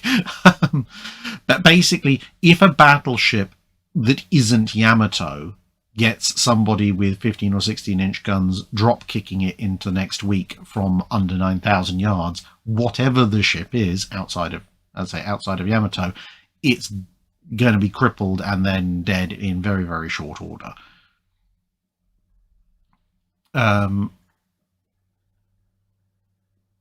It also says, do you count as Dad NFL now? Possibly. Captain Charlemagne Models also asks, aside from HMS Swift, which was the destroyer that had the most interesting service in World War I? I mean, Spitfire made off with a chunk of Nassau's bow armor.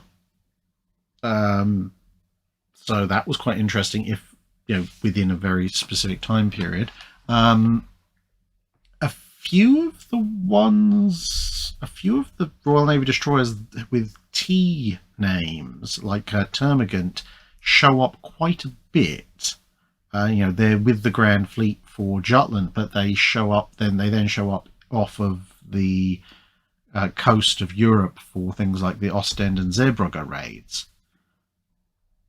So they're probably in the running for multiple interesting escapades across the war. Or, to be honest, looking at some of the ships in the Harwich force, because some of the Harwich flotilla would obviously fight early on, things like the First Battle of Heligoland Bight. Some of them, through rotation and stuff, would be with the Grand Fleet for some of the more interesting encounters, and some of them would also be reallocated to the Dover Patrol later on. So there's actually quite a few different candidates, I would say. And then, of course, you've got some destroyers that were active in the Mediterranean as well, although most of their excitement is going to be around Gallipoli. So maybe that's one brief spell of excitement, relatively speaking, for the entire war. Hendog 1000. USS South Dakota quite famously had massive electrical issues at Guadalcanal. How were those issues not caught during sea trials? I suspect it was a combination of all of those particular systems in that particular alignment at night with the guns firing at extreme angles was probably just not a scenario that had been, had been calculated for and tested for during sea trials. Because you've got to remember, before she suffers complete and utter power outage, South Dakota and Washington are functional ships. I mean, South Dakota particularly has fought off some fairly big Japanese air raids, which is why she's got a chunk of one of her guns missing, before, without having significant major power outages. And they fought the first part of the night action, including a lot of secondary battery fire being directed at some Japanese destroyer, again without any power outages. But then you get to the fight with Hiroshima, and you just get a perfect storm of shorts, breakers being locked in, which then causes further cascade failures. Things start getting set on fire. The guns are firing at extreme angles. It's something that theoretically, in hindsight, you can look and say, "Oh, of course, that combination of circumstances was going to short the whole system out," especially when people are trying to hold breakers shut when the breakers are trying to open for a reason. But equally, perhaps not necessarily something you'd think about doing on a trial.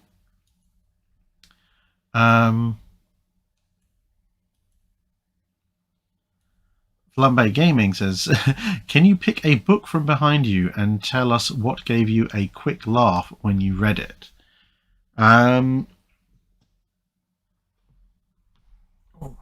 Oh, that's my back.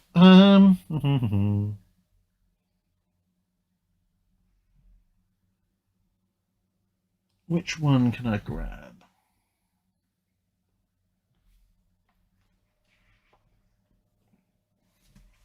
Okay, this one. British battleships. A history of the design, construction and armament of British battleships by Dr. Oscar Parkes. Phone book size monstrosity. This is actually quite a fun book, but I would think in terms of what made me laugh, it's when you get to the 1880s through 1900s, so kind of the end of the ironclad era, because yeah, Mr. Parkes lays into the Royal Navy quite extensively when it comes to things like modernizing old ironclads in a desperate attempt to keep them relevant. And and some of the things like the Hotspur, and some of these short-range coastal defense ram gunships. Yeah, whilst there's actually some quite interesting comparisons about this is how British ships of this particular decade stack up against some of their foreign contemporaries. There is some really sarcastic, British insulting going on when it comes to that latter period, and basically all the ships that Admiral Fisher would later turn around in 1904 and go, get rid of them all, they're useless. Yeah, if you appreciate British humour, there's some really good gems in that.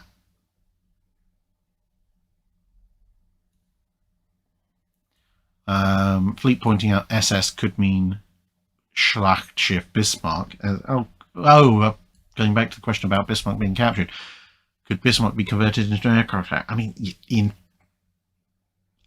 theory, yes. She's got the speed, she's got the hull size, the width would make for a pretty good hangar. The fact you've got the turtleback armor deck fairly deep down means you could actually excavate down to get a hangar quite deep if you wanted to, I suppose. Your main problem would be you'd have gone through an extraordinary amount of expensive conversion work, and then probably by that point all the engines would have packed up and stopped working and you can't get spares. At which point, if you were going to go through all that work, you might as well replace all the machinery, at which point you've basically just used the hull as a shell, at which point it's probably cheaper and easier just to build your own carrier. I mean, could the Germans have converted Bismarck into a carrier? Yeah, they obviously would have had access to all the spares and so forth. But a captured Bismarck, no. I mean, yes, technically speaking, but no.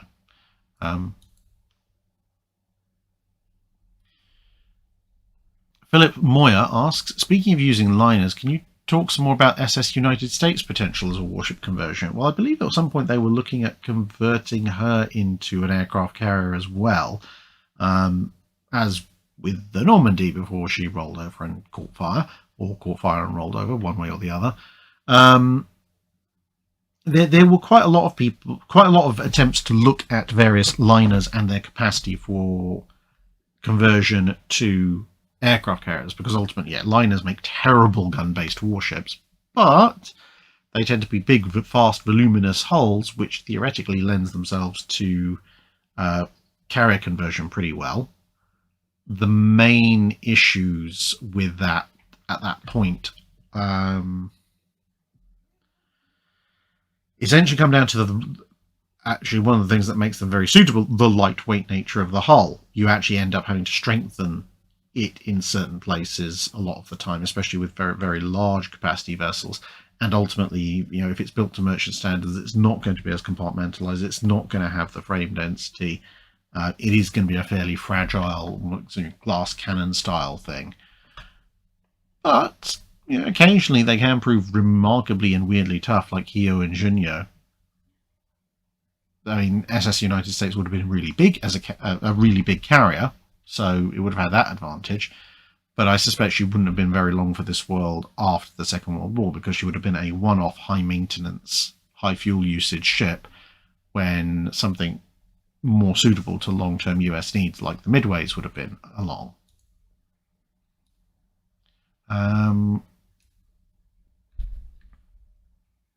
Okay, so I'm going to answer 2 more super chats, and then I'm going to pop back to the Patreon questions and then come back to the super chats. Nozdormu89.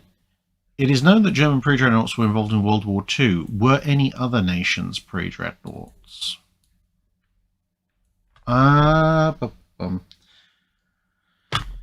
Technically, Greece had a couple of ex-American pre-dreadnoughts that lasted all of 5 seconds and when the Luftwaffe bombed them, which was a bit unfortunate. There were various pre-dreadnoughts around in some of the other navies, including the US Navy, as second-line ships, like having been converted into crane ships and accommodation ships and things like this, but certainly not on frontline duties. The Russians, no, they didn't have any dreadnoughts on the front line by the Second World War, any pre-dreadnoughts on the front line by the Second World War. Neither did the Italians. They'd scrapped all of theirs.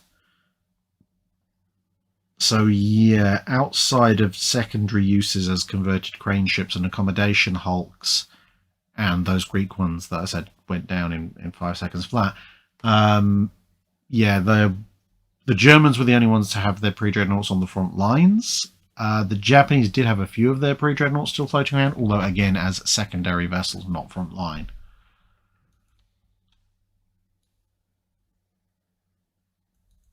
Hendog says, congratulations, thank you very much, and also patiently waiting for Admiral Cunningham Part 4.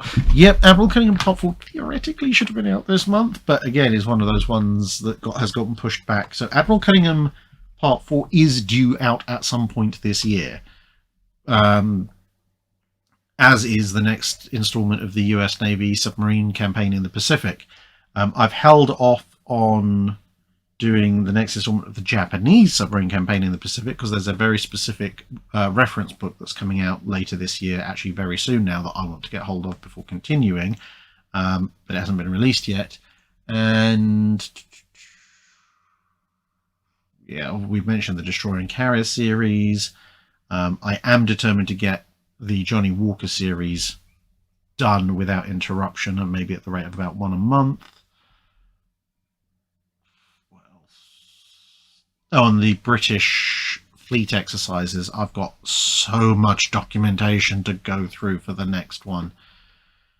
Hey, it's a little bit ridiculous. And that's all just within the same year, let alone all the other years' stuff that I've scanned. So we'll come back to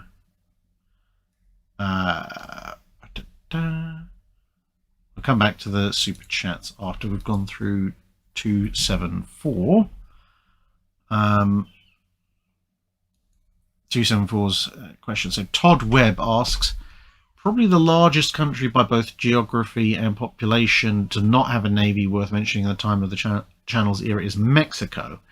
If their government had actually been competent and recovered economically from the Mexican-American War by the turn of the century, what sort of effects could a Mexican navy have had? Does it make the US get serious sooner? Do the South American dreadnought race countries react? And also, who would they likely buy from if they were buying foreign-made ships? I doubt they would buy the US, and as they're the most likely opponent. They wouldn't buy the French as they'd fought them recently. I'm not sure they'd want British ships, as they had a bad experience at Campeche last time they bought British ships. The Germans are always an option. They would really love to sell to them. That would really put the cat amongst the pigeons when the Zimmerman telegram comes through later on. I mean, what the main thing is going to be, what is a Mexican navy going to be? Because in theory, much like the US, they've got an Atlantic and a Pacific coast to worry about. Even if they recover economically, they're not going to really think about building a battle fleet to counter the US Navy. And if we're talking about turn of the century, the US Navy is already sort of serious. They are building up a battle fleet, even if it's a bit short on cruisers. So I think if the Mexican Navy was going to be built up, it's probably going to be a lot of what we would today call fast attack craft. So torpedo boats, submarines, destroyers, scout cruisers to lead the torpedo boats, maybe a handful of big protected or armored cruisers as essentially the flagships. But I can't really see the Mexican Navy really going in all that much for battleships, mostly on the basis of the fact that they're not going to be able to buy too many of them, and if they have to split them between the east and west coasts, it's a bit pointless, because you'd have one or two extremely expensive slow vessels that aren't going to have anywhere near the numbers to face off against the Americans. Whereas if you have armored or protected cruisers, they're slightly less expensive, and they at least have some modicum of speed to help keep up with your destroyers and scout cruisers and so on and so forth. So you'd almost be looking at a Scandinavian model coastal self-defense force, with perhaps a small contingent of ships able to go overseas and do the flag waving and so forth.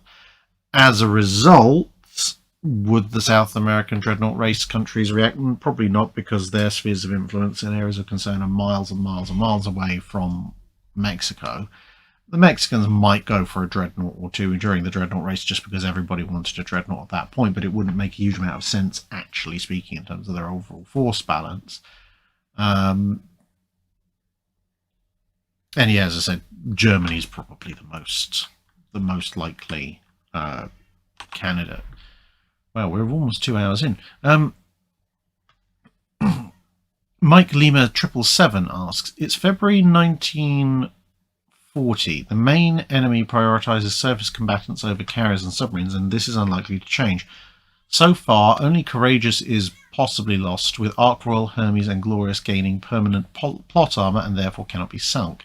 The Royal Navy chooses to complete Lion and Temeraire instead of the Implacables, which are placed on hold, and potentially look at getting the Audacious class and Maltas built earlier than historically. Is this a bad idea, or would it be worth waiting for the Audacious class instead of the Implacables? That's actually a good idea. I mean, at the time, it would seem like a terrible idea, because you need as many carriers as you can get, and Hermes really is small. Glorious is not tremendously better from a perspective of operating modern aircraft. Having Ark Royal around would be some mitigation. She's pretty handy. Lion and Temeraire would be interesting. But if you have Lion, Temeraire, and Vanguard, we might actually have a chance of preserving one of our battleships. You never know. But if they do Lion and Temeraire starting in 39, and they, instead of doing the Implacables, look at getting the Audaciouses and Maltas earlier, yeah, the Audaciouses actually have, as we know, Ark Royal and Eagle served on for a very long time, because they had the hangar capacity to actually fit modern aircraft, and they were somewhat larger. The Audaciouses are essentially,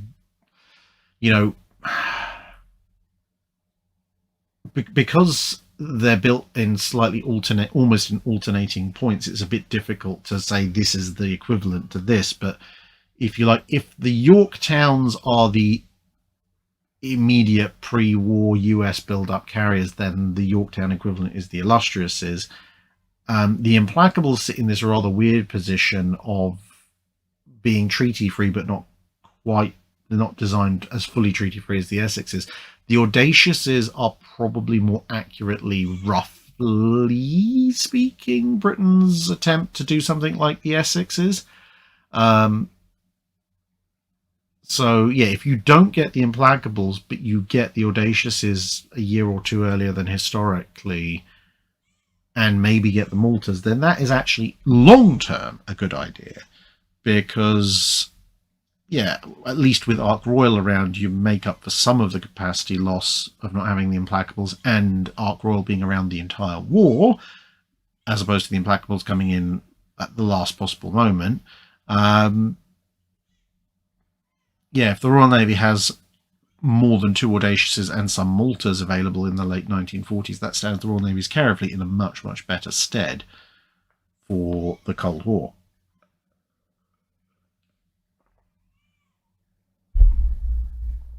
Carl from Gazenberg says the Mexicans could even order from the Hungarian part of the Austro-Hungarian monarchy. Actually, that's not a bad point. For small, fast attack craft, that is actually a genuine possibility. The shipyards have the capacity, and some of the Austro-Hungarian light craft aren't half bad for their time period. Godsmead asks, what kind of service could the Royal Navy have gotten from the Iron Dukes if, in the mid to late 1930s, they'd been refitted with the same 14-inch guns as the World War II King George V class, had their amidships turrets removed for magazine space for anti-aircraft guns, and more engine space, and/or included hangar facilities? So essentially, you're looking at 8 14-inch guns. I mean, their armour is okay for World War One. Their armour by World War Two is not tremendously great to write home about. They would need more deck armour.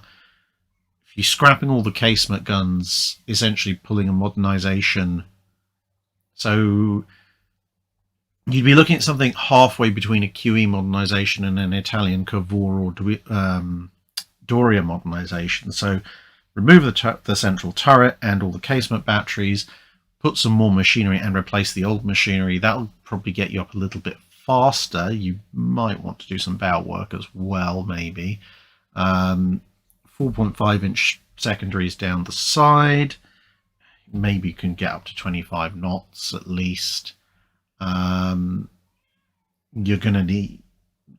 definitely going to need some more deck armor. I mean, the belt armor will help you out against the Italians. It'll help you out against the Scharnhorst. It's not going to do you a tremendous amount of good against Bismarck, but it's better than nothing. I mean, obviously, this would be a complete treaty breaker. So, as you said, we're talking about the late treaty era. But the other thing is, you don't have the whole class left, if I remember correctly. You've got Iron Duke still around as a training ship in Scapa, and you've got Centurion as a target ship. So, I mean, yeah, I could see them having some decent use, especially maybe tootling around the Mediterranean, but it's where you're getting the money and the shipyard capacity from to do it. If you could hand wave it away and just say it happens, then sure, they would actually probably be very useful second line units, perhaps even more useful at that stage than the R's, by dint of actually being able to move at a reasonable speed. They'd be a very interesting matchup with the Congos, because they'd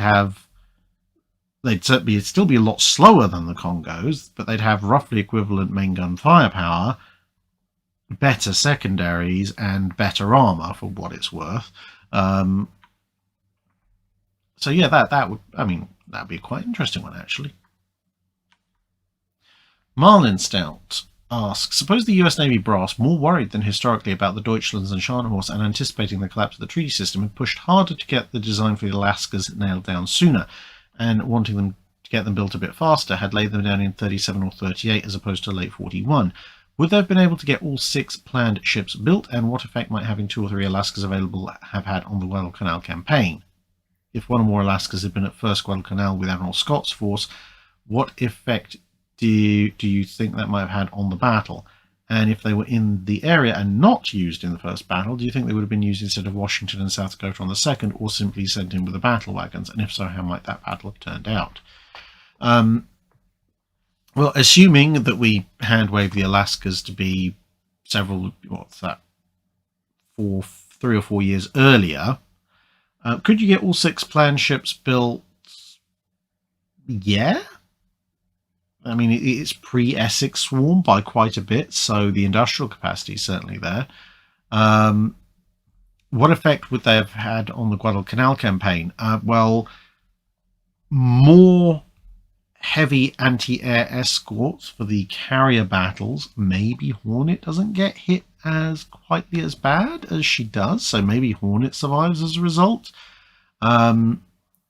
If they were at first Guadalcanal, i.e. the Kirishima and Hiei and friends fight, what effect would they have had on that battle? I mean, well, in theory, Hiei might have been outright sunk that night, but that battle, as you've probably seen from Robert Lundgren's analysis, was such a complete and utter mess. It could have gone as anything from domination of Hiei and possibly even chasing down Kirishima a night early, to accidentally eats 3 torpedoes from its own side, rolls over and sinks, or everything in between, because that battle is such an unpredictable mess.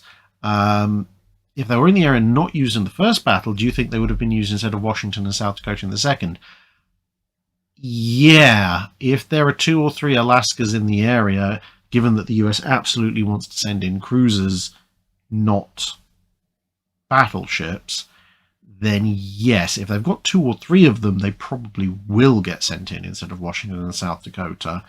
If there's only the one, then it might be tacked on with Washington and South Dakota. If you have one being tacked on with Washington and South Dakota, then it goes, well, even more one-sided than it does historically.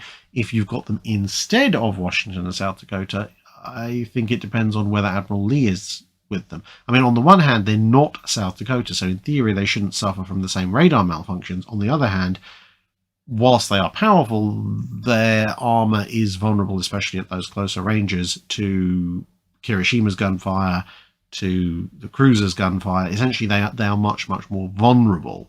You know, South Dakota took a plastering but was still around in part because she was a battleship, in part because of the various types of inappropriate shells that were being thrown at her. And Alaska, subject to that same battering, may not make it out. So, yeah, it potentially in second Guadalcanal could have actually gone worse if the Alaskas are subbed in, but obviously better if you've only got the one and it's riding shotgun with Washington and South Dakota because, hey, extra firepower. DM Phoenix. HMAS Melbourne, the retired World War II era Majestic class carrier, was notably purchased by China in the 80s. It was noted that prior to its eventual scrapping, the vessel was meticulously studied for China's own nascent carrier program. This process would be repeated with the 2 ex-Soviet carriers as well. Considering many sensitive components were stripped by Australia prior to sale, what kind of useful design insights do you think they would have extracted from these old warships that they could not have achieved from photographs, published literature, or espionage? Do you feel there are any traces of Melbourne DNA in China's upcoming indigenous aircraft carriers? The last bit I'm going to throw my hands up as a modern era, politics, modern shipbuilding, classification, I don't know.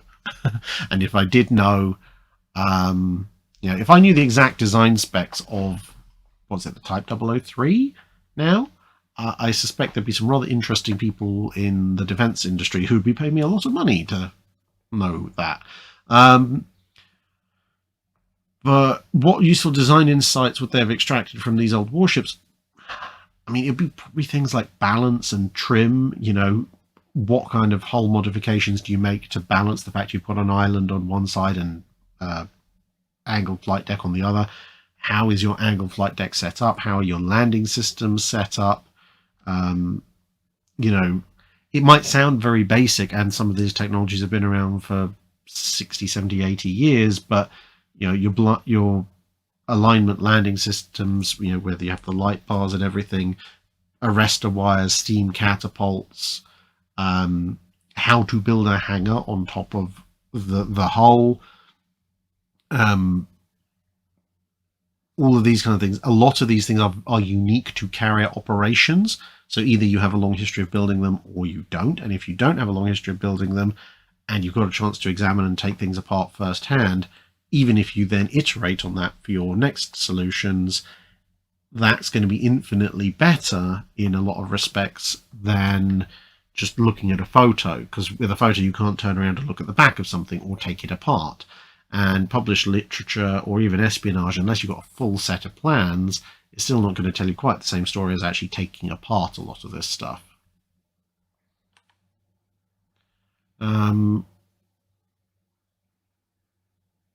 Jeffrey Conley asks, greetings, Admiral Drac. You are sent to an alternate timeline where you're in charge of building a US Navy battlecruiser in response to the building of the Congo class. So we're going back to pre-World War I. You're given the funds for 4 of your ships. The only limitations is the ships cannot exceed 32,000 tons, must have 14-inch guns, and a speed of 28 knots. With hindsight, how would you build these girls and how would you lay them out? Well, we know the US actually had quite a lot of design studies for battle cruisers at the time. Let me just check a few dates, because I've got an idea in my head. I just want to triple check exact builder dates. So Congos are laid down 1911, 1912. So if they're a response, let's say we've got 1912, somewhere between 1912 and maybe early 1914 as laydown dates. So because there was a Wyoming derived battle cruiser, but that will be probably a little bit behind the curve at this point, especially in the realms of 14-inch guns. So we've got Pennsylvania and Arizona being laid down in 1913, 1914. Preceding that's the Nevadas.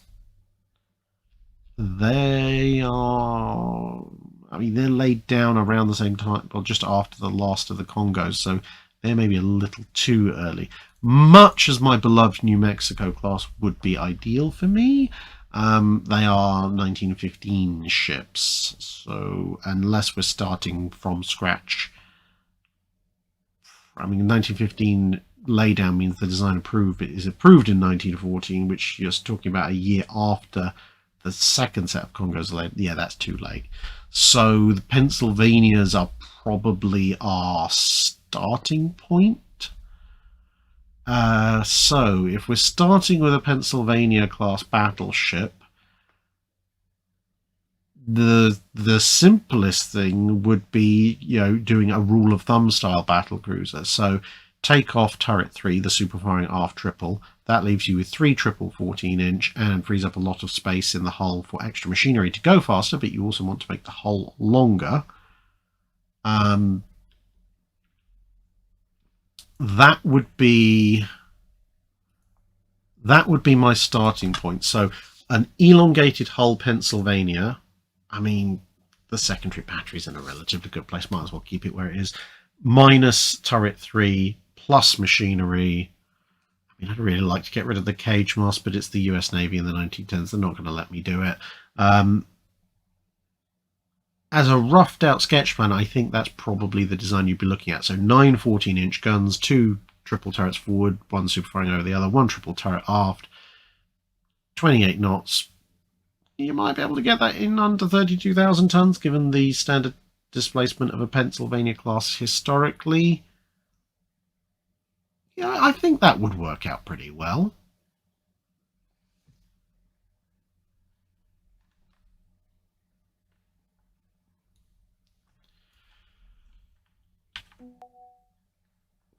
Now, the Freaker 86 asks,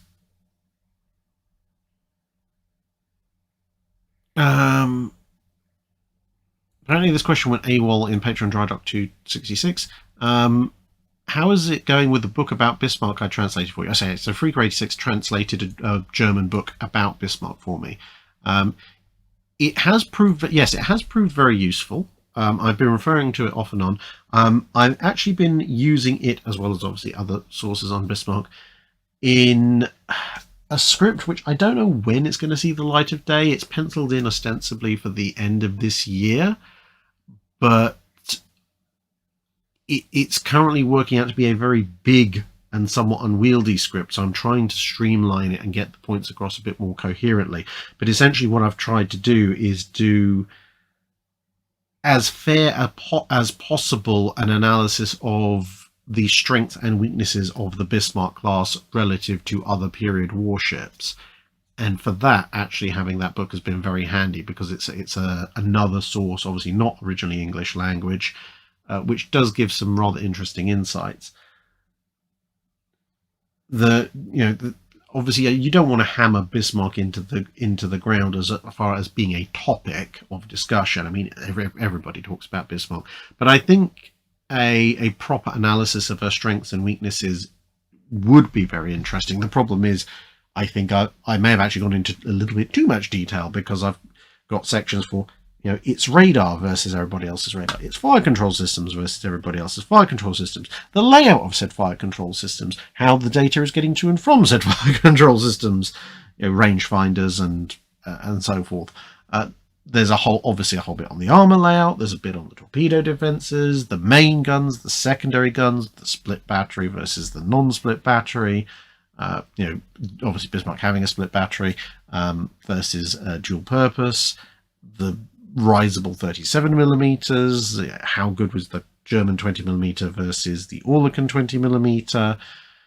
It goes on and on and on like this. So,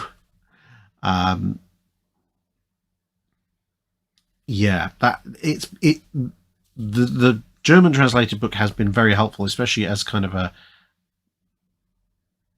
how would be the best way to put it, as a sense check, because sometimes I come across two fairly good English language sources, and sometimes they say opposite or near enough opposite things about a given system, and then being able to go back to, well, this translated book has another perspective and perhaps leans one way or the other, and that helps weigh things one way or the other, obviously on top of other sources and engineering analysis and so forth. But yeah, this gives you some of an insight into how long the production time is on some videos. Some Wednesday videos, I can go from a blank Word document to script, write, record and produce inside a couple of weeks. Other ones, especially, well, either ones that require an extreme amount of detail or ones where you have to pay extra special attention to try and dot every I and cross every T, because otherwise half the internet will jump down your throat. They can sometimes be a year or more in the making. King Brock asks, how would the knowledge or active exploitation of Norwegian oil have changed World War II? How would the Royal Navy have acted to prevent the Germans from taking advantage of it, assuming the technology and systems required are developed in time for there to be a decent amount of capacity, large capacity wells in operation by 1935? So there's two ways this could go, because the Royal Navy did actually deploy considerable assets in an attempt to find, stop and destroy the German invasion fleet, which, if they'd managed to make contact, probably would have utterly savaged the German invasion fleet. The problem was they were out in terms of their deployment times and locations by about a day, and so you got the historic German invasion of Norway. So on the one hand, you could argue that not a lot will change because the Germans will be just as determined to get Norway, the British will be just as determined to stop them, and it's more down to the operational details that screw everything up. However, considering that both sides were initially playing a little bit cagey because Norway was ostensibly neutral, if Norway has a bunch of oil, which is of course a critical strategic resource for both sides, especially for the British who want to deny it to the Germans, and the Germans really, really need it, I can definitely see a scenario where the British might, when they get an inkling that the Germans are planning an invasion, rather than going, okay, well, let's lay a big cunning plan to catch their invasion fleet, they might either, if the wells are online in 35, have put a lot more diplomatic pressure on Norway to pick a side before the World War II erupts, or the minute they get so much as a whiff that the Germans are planning an invasion, may actually go in for an occupation-invasion of their own ahead of time. Because, yeah, if there's major oil producing capacity that close to Germany up for grabs, I think the British would rather throw the technical rules of neutrality under the bus rather than let the Germans have a bunch of Norwegian oil. Pragmatism over ideology at that point. ACC asks, if humanity had been unable or not inclined to figure out the aerodynamics necessary for heavier-than-air flight, guided rocketry and spaceflight, how would the global balance of naval power and the development of battleships have been altered from World War I through to the end of the period the Channel covers, or if you're feeling particularly bold, through today? Well, let's just go up to, I don't know, World War II-ish period. So if there's no heavier-than-air flight, there will still be a need for anti-aircraft guns, because airships will be a thing. But you would be looking at fewer, larger, heavier, long-range anti-aircraft guns. There would be almost no need for close-in, machine guns, 20mm cannons, 40mm cannon, that kind of stuff, because most of it will never reach an airship. And, well, what else is there to attack with them? At which point, secondaries might become a bit heavier, because you can then get away with 4 5 or 6 heavy long-range anti-aircraft guns per ship, and your secondaries can now just be single-purpose anti-surface ship secondaries, which probably means 6-inch guns or thereabouts all around. Turreted secondaries probably still will become a thing because they have a load of advantages over casemates. If the battleships aren't threatened by aircraft carriers, well, aircraft carriers as a whole won't exist except maybe as Zeppelin or airship maintenance vessels, but they're definitely not going to be full capital ship status. The treaty system might still come in because the treaty system was about regulating the overall size and power of navies generally, not just specifically aircraft carriers or whatever. But within the treaty system, whether that be destroyers, cruisers, or battleships, if you don't have to worry about aircraft, that means you don't need an extensive anti-aircraft battery. It means you don't need you don't need a dual-purpose battery. Dual-purpose guns might still be useful, but if you're given a choice of, well, we can shoot at destroyers with a ton of 6-inch guns, and we can have a handful of, 4.5, 4.7, or 5-inch heavy AA guns, kind of like the interwar setup on Nelson and Rodney, then they might still prefer that. A split battery at that point with a few heavy AA makes more sense than the extra weight and potentially anti-shipping hit penalties of a dual-purpose battery.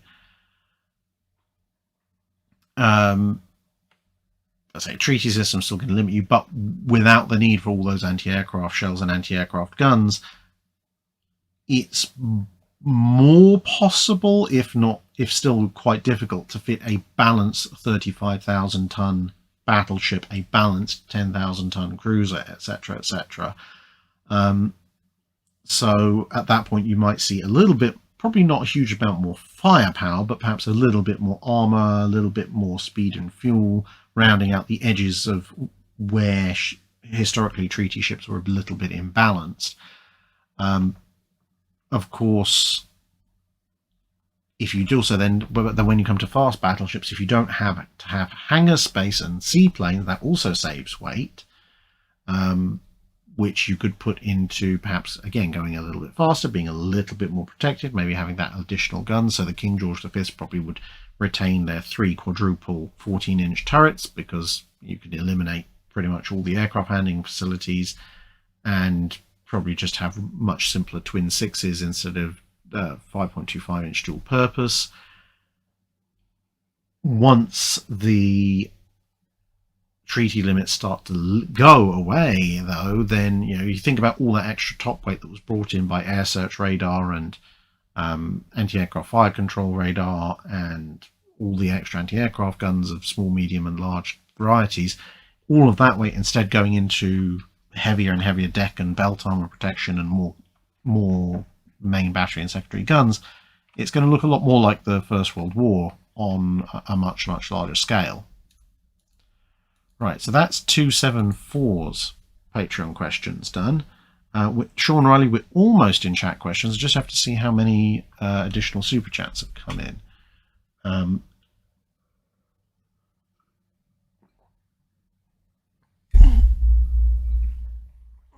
Fleet of Oceans asks, which ship is getting plushified for Mini-Drac to play with?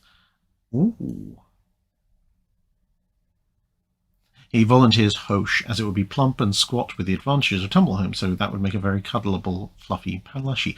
I don't know if anyone does any plushy battleships at the moment. If anyone knows of someone who does plushy battleships, whether that be a company or an artisan seller, let me know via email or Discord message or something like that. And yeah, otherwise I might have to commission one. I mean, at the moment she's got a bunch of, she's a little bit too young to be playing with them, but she has got a bunch of soft toys that, well, a few that we've bought and some that have been gifted already. So she's got some to play with already, but as she grows up, little baby will get a plush battleship. I've got a plush shell and a plush torpedo already. But ships, yeah, I don't know yet.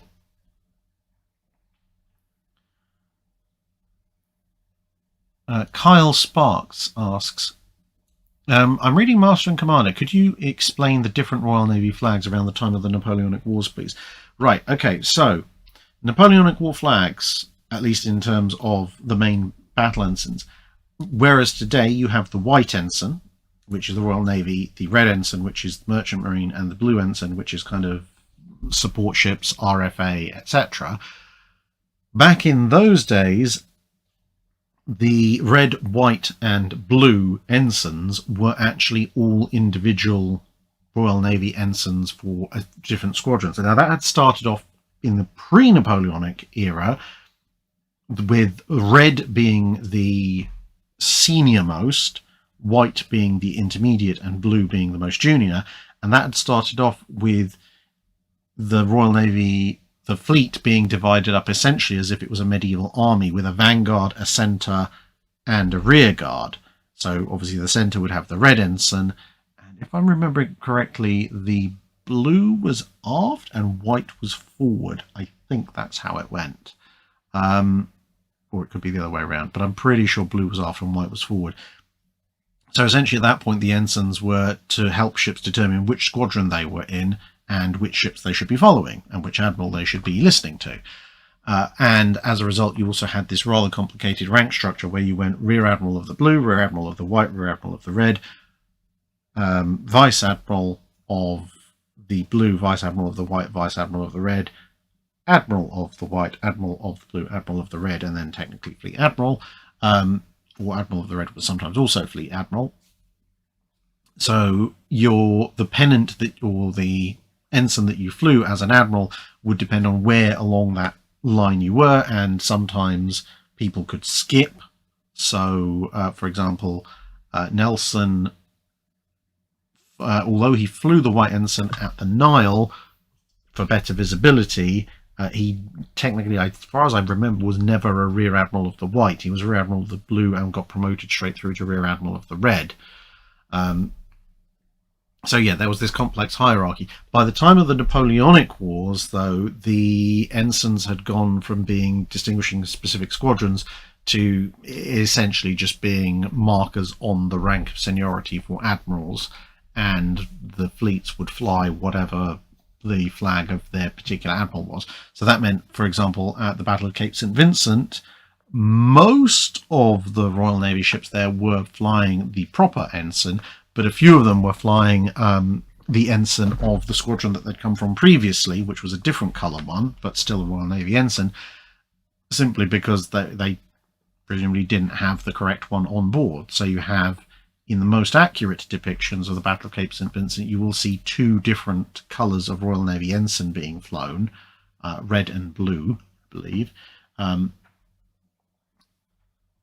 because of this confusion. I think it's red. I'm pretty sure it's red and blue off the top of my head. So yeah, that's basically the story why the Royal Navy has multiple different colours of flag in the time of the Napoleonic Wars. There was at times attempts to vaguely organise ships in various areas by ostensible squadron, basically by making the commander of that particular station either a rear, vice, or full admiral of X, and therefore in theory, despite the fact they're not all in a fleet in one place, every ship assigned to that station should fly the Royal Navy ensign in that particular colour. Although with all the chopping and changing the Royal Navy did in formations and everything, and whether or not they had one available, it didn't always necessarily stick. But it is one of the more interesting ways of judging, like, the first pass accuracy of a painting of the period. Has the artist done the fleet flying the correct colour ensigns for that particular squadron, ship, battle, etc., etc.? And it can sometimes be a little complicated to work out, but if you see a painting that's just absolutely plastered in white ensigns from the Napoleonic War period, do double check it to make sure that flying the white ensign was appropriate for that particular battle. So for example, at Trafalgar, Nelson was at the white stage of his flag pattern career for that particular stage of Admiralty. So Nelson's ships at Trafalgar flying the white ensign is accurate.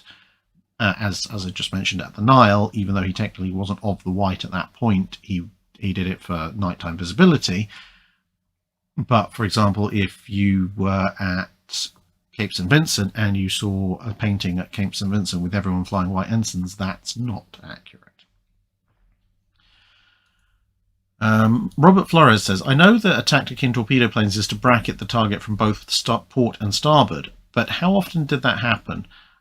Not tremendously often. I mean, the pincer movement, which is what eventually got repulse, is very good for pinning your opponent in place and, well, as what happened with repulse, basically making it so that there is nowhere that they can run to avoid the torpedoes. The problem with pulling it off is, one, you've got to have enough aircraft to do it, to get a meaningful number of launches on either side. Two, you've got to have the enemy not be able to strongly oppose you enough that they can break up your attack from one side or the other. And three, you've got to time it all correctly, so it's not one drop from one side and then 5 minutes later another drop from another side, which is effectively two separate drops and can be evaded. And then you've also got to hope that the target you're going after is actually vulnerable to that kind of strike. I mean, all ships are vulnerable to being hit by multiple torpedoes, obviously, but an old ship like Repulse with minimal torpedo defenses that's bracketed and then hit repeatedly would roll over and sink. Whereas something like Musashi, they found, well, yeah, if you hit it on both sides, that's great, except it just very slowly, gradually settles, which is why they changed going after Yamato. For the most part, they all hit it down one side to make it capsize faster. Mac8 says, I remember you once imagined an awesome alternate reality where Hood survived and was brought back for the Falklands conflict. Yeah, that was my what if she didn't explode hypothetical. I mean, in that, I did admit that was basically Hood being at the Falklands was a little bit of fantasy wish fulfillment, but it was still funny to talk about considering we're talking about complete hypotheticals there. Are there any other alternate reality outcomes that would make a great tale? There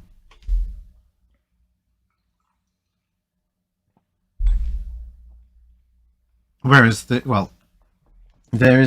hypothetical Battle of the Texel style thing. What if the Germans actually sailed in 1918 and we had the grand battle royale between the Royal Navy with the assistance of the US Navy, obviously in the form of 6th Battle Squadron, versus pretty much the entire German war output for the First World War. That would have been a rather interesting historical outcome for alternate history. There's little ones like, what if Rodney got up a little bit faster, or Gneisenau's lookouts were just a little bit slower, and Rodney catches and mauls Gneisenau during Operation Berlin. What if Bismarck makes it to Brest? What if that swordfish strike to her aft doesn't land and she manages to make it back to cover, and then you have the Channel Dash now with Bismarck? What other fun alternate realities could you have?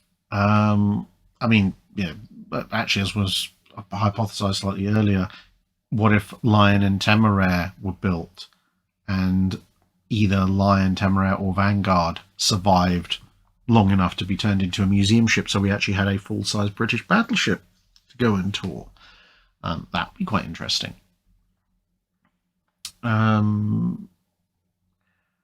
One I particularly like is, what if the Admiralty had kept Hood's 3 sister ships on the stocks long enough, instead of scrapping them, kept them on the stocks long enough that they basically got a couple of them converted to aircraft carriers instead of Courageous and Glorious, so that the Royal Navy had a pair of oversized, over treaty limit aircraft carrier hulls, basically matching Lexington, Saratoga, Akagi, and Kaga.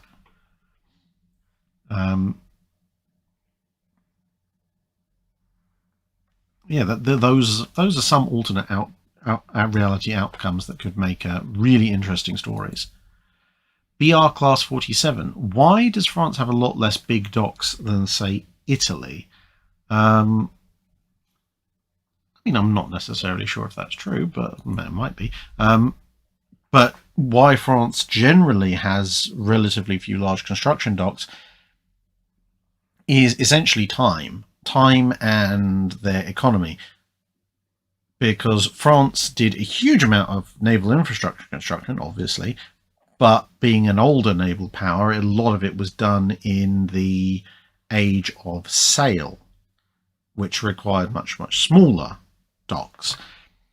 Now, the problem was, although France was a leading naval power as things evolved into the age of iron and steam and steel, for the British, who were constantly upgrading their dockyard system, both to cope with their own new warship designs, growing merchant designs, and foreign export market, etc., the French had this minor problem called the Franco-Prussian War, which kind of put the kibosh on large capital ship development for a couple of decades.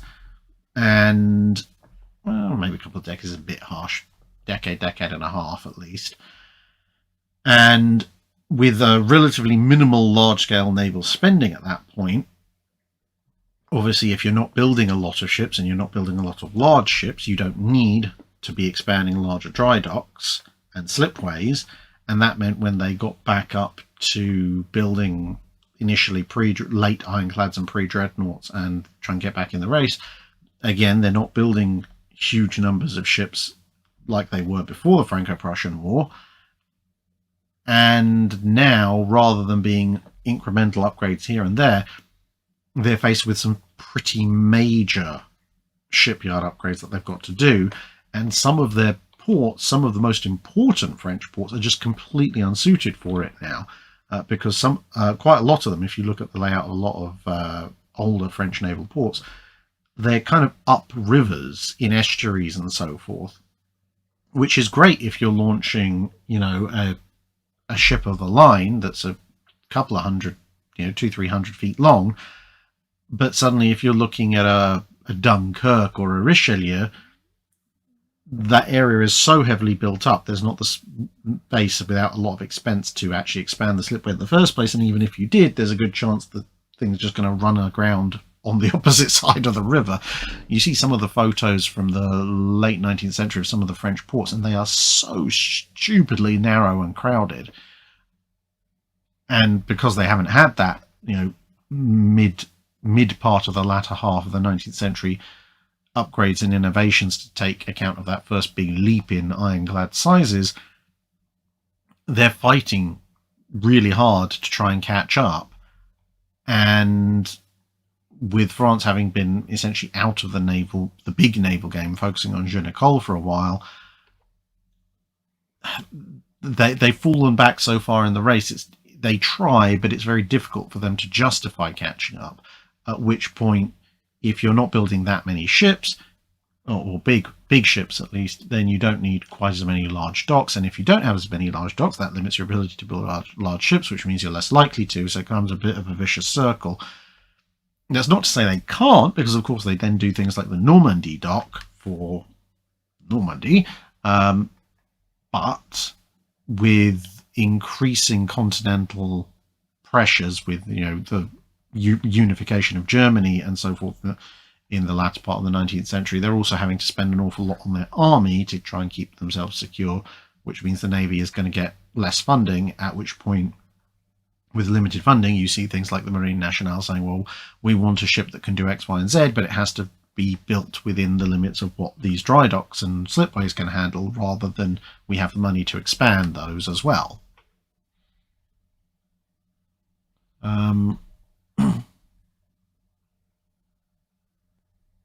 Whereas, Italy wasn't a country until the latter part of the 19th century, so while you have various Italian city-state and local government style dockyards, they're starting on a little bit more of a clean slate when it comes to major upgrades.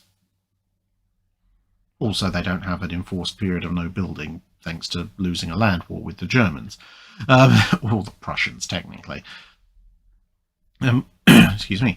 Miles McCaskill says, contribution to the naval-themed stuffed toy fund. Thank you very much. Thank you very much. Nosdormu89. What can you tell us about L-23 and its boarding a Norwegian schooner? Not a huge amount offhand. I would have to look up that incident. I shall add it to my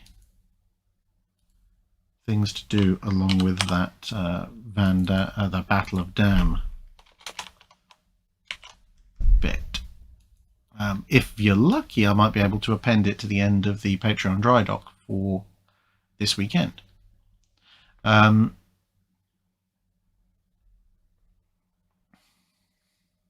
Jeff Holloway and Brackman both saying thank you very much. Well, thank you very much to both of you and contributing to the Naval themed toy fund for Princess Drac. Yeah, she is going to be a little bit spoiled. Mrs. Drac did catch me trying to teach her how to wield a stiletto dagger recently and told me in no uncertain terms that even if it was still sheathed, given that the baby has not quite mastered hand-eye coordination yet, probably not the wisest of ideas. She can still hit pretty hard, though. That's the baby. Mrs. Drac can as well, but the baby was the one who at the time was deciding to bat at my face.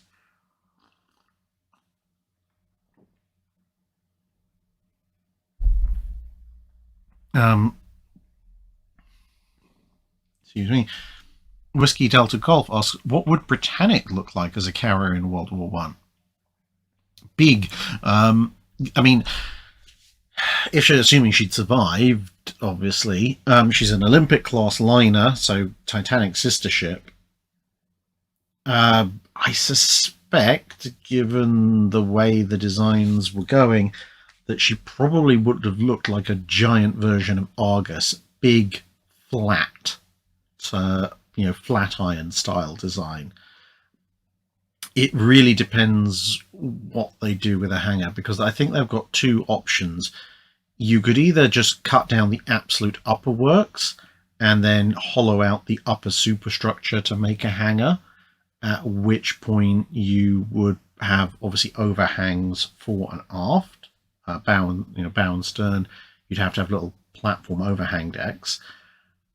Or if you took it in for more extensive work, because obviously at that point then the bridge is Rougeau style underneath, or if you took it in and for the work similar to what they did to Argus and completely cut away the superstructure all the way down to the main deck level and then built it back up dedicated, because of course all that existing internal superstructure is going to be predicated on the idea of corridors and cabins. But if you then just built it up as maybe some crew quarters fore and aft and a really big long hangar deck, then you could end up with something that looks like a giant elongated Argus, and it looks like a clothes iron upside down, which would be impressive. It'd be a bit before. Where would you put the bridge would be an interesting thing, but it would, what they did with Argus probably, to be perfectly honest. The weird thing is that just thanks to its sheer size, the carrier of that Britannic carrier probably would actually still be useful in the Second World War. We have a few more super jets to go through, but we are catching up with them. Stoned Abbott asks, I'm fixing to do some artwork of the white ship wrecked off of Barfleur in 1120. Are there any source or book recommendations that I can get an accurate idea of what it looked like? Oh, yeah. I don't know if we've got any specific plans of the white ship. There is some vaguely contemporary artwork, but it is a little bit stylized. If you can drop me an email, though, I should be able to dig something up for you. There are a couple of books over there which I would be tempted to reference, but to fight my way across there and start digging them out in the middle of this is probably not the best thing to do. But yes, so Stone David, if you can either Discord message me or email me, I will try and get onto that at some point later this week and give you some recommendations. Also, since I do medieval reenactment, I do know some people who do really into their 12th century research who probably will also know even more.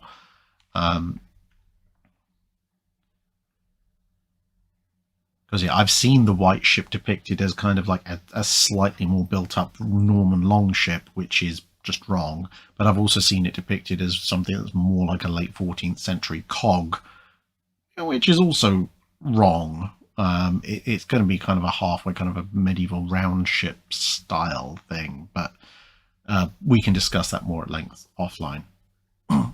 Joshua Dworkin, how would the cancelled 1920 South Dakota design fare for modernization as compared to the real world modernization of the standards? Well, they're going to be bigger, so they've got more space. They can fit more 5-inch 38s, more 20 mils, 40 mils, etc., etc. About the only problem with the 1920 South Dakota design is they are still going to be fairly slow. Now, of course, the standards are fairly slow, and that didn't stop them, but given the size of the 1920 South Dakotas and therefore the time and expense that would be involved in refitting them, and the fact that they would be the, relatively speaking, the newest of the ships, I think they would probably not be top priority, much in the same way as Nelson and Rodney weren't top priority for modernization, unless, of course, they were present at Pearl Harbor and got badly damaged and or sunk, like West Virginia, in which case, well, they're in dock, you might as well give them a massive overhaul. But yeah, I mean, they would obviously be more capable, but their overall utility would be about the same, i.e. shore bombardment and so forth, simply because they would be far too slow for carrier work. Joseph Nielsen asks, who had the longer flight deck, Lexington or Hornet? And what was the reasoning for choosing Hornet for the Doolittle raid? I'm 99% convinced Lexington has the longer flight deck. Let me just triple check.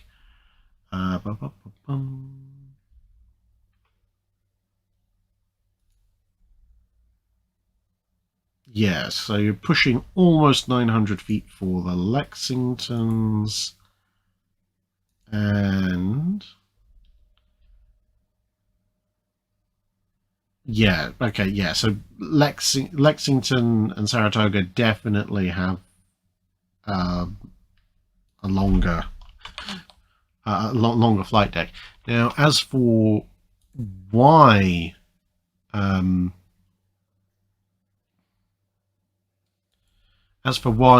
Hornet was chosen for the Doolittle raid, I think the majority of it was just availability. For Lexington to be equipped with B-25s to fly off and strike, I would have required recalling her back to the continental United States. Hornet was there. So, you know, and also because Lexington was out on the front lines, that meant that Lexington was also, you know, slotted into what the US Navy needed at the time. Hornet was an ancillary, hadn't yet quite been assigned, so, you know, sticking her on this experimental mission as a one-off before she enters, you know, full fleet service, as it were, made a lot more sense. I don't know about flight deck strength. There may have been something in that as well, but I'm 99% sure it was more to do with just where the two carriers were. You know, if Enterprise had been on the East Coast instead of Hornet, maybe having some quick repairs done or something, she probably would have been the selected ship. If Hornet had been finished and completed earlier and she was on the front line and Lexington or Saratoga was on the East Coast being repaired for some reason, but just coming out, then they would have been the ship. John Stanley asks, does mine warfare in World War I and World War II get proper attention? Mines are passive but very effective, and does this affect their history? It depends which books you read, because the thing is, mines do claim a reasonable number of warships, so they do have a direct effect even on the books that are talking about purely the you know, the flashy guns and everything aspect of the Second World War.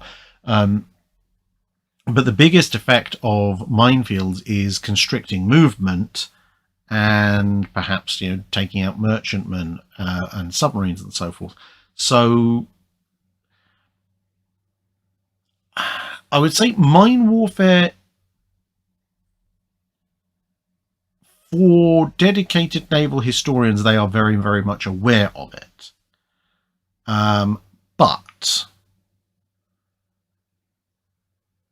I think in the more popular view and in a lot of the more general books, it probably doesn't get as much attention as it probably should deserve. Specifically because they're passive. If someone puts a massive socking great minefield down to stop you coming at a specific port, and therefore you don't go at that port, they have succeeded in their mission, which is a potentially quite a big game changer. But they've succeeded in the mission by making you not do something. So how many pages can you write about a thing that didn't happen? I think that's part of the problem. As you say, because a lot of their effect is passive. Sometimes they made sure a thing didn't happen is about all you can say about it.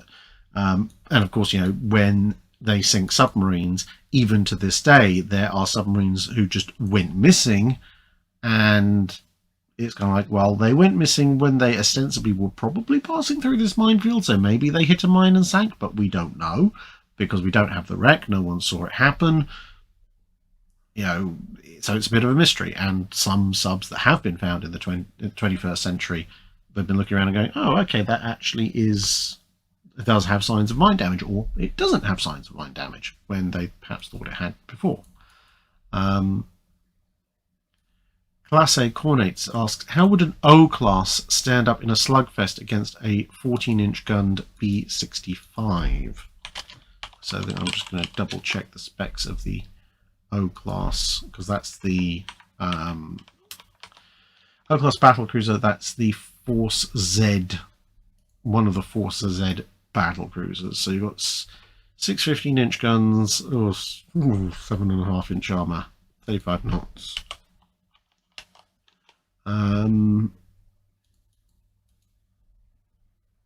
B-65, theoretically with the 14-inch guns would be the same 6 guns, inclined 7.5-inch armor, both pretty high speed. 16 gun secondary, 16.3.9 secondaries.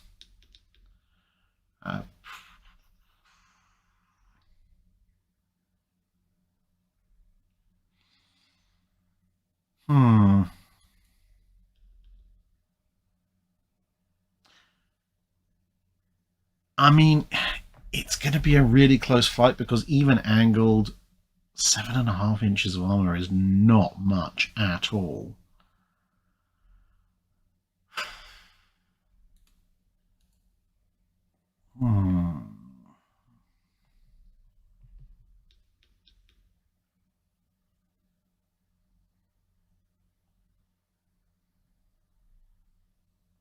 That's actually a really difficult one. There is a speed difference, but it's not enough, really, to give one side or the other particular maneuvering capabilities.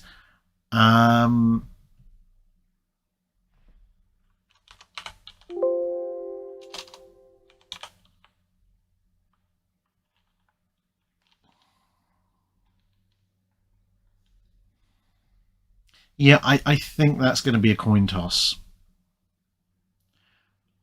If the Z plan had been implemented, and we're talking about maybe 42, 43 onwards, then I'd maybe give the O-class a slight advantage because the Germans are going to have much better radar equipment. But I think that's probably about the best that I could say. Yeah. O-class's radar would give it an advantage, broadly speaking, especially by the time they're both likely to be complete. But otherwise, it's pretty much of a muchness. They've both got good fire control. They're both pretty fast. They both really do not have enough armor to be fighting each other. They both have the same number of main battery guns. I mean, the O-class does have torpedoes, but if you're in torpedo range of each other, something's already gone horribly wrong. Chazek, I think, asks, when is the guide coming out about ORP Orzel? And that's probably horrifically mispronounced. That's a good question. Let me have a look. I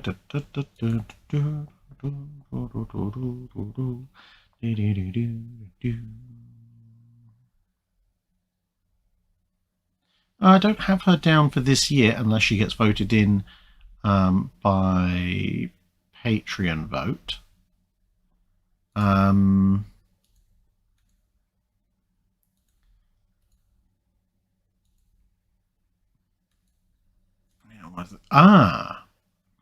I do have the Escape of Orzel down for a Friday video in, what's that, Q3 this year? So, yeah, we'll have to see. Orzel coming up one way or the other. I say Q3 this year, Friday video, 5-minute guide. Who knows? And Fleet of Oceans asks, have you heard of the Drake's Drum universe at all?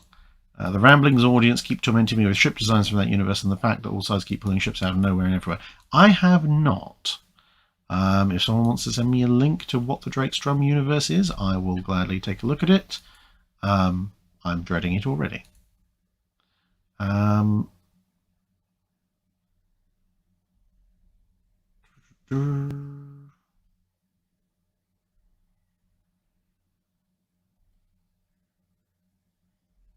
Right. That is, I believe, all the super chats.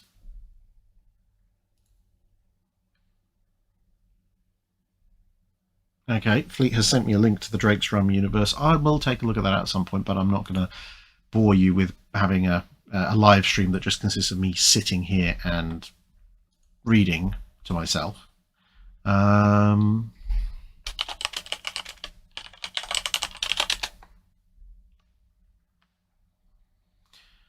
Right, so it is, oh flipping heck, it's 10 to 11. That took a while. I will start picking out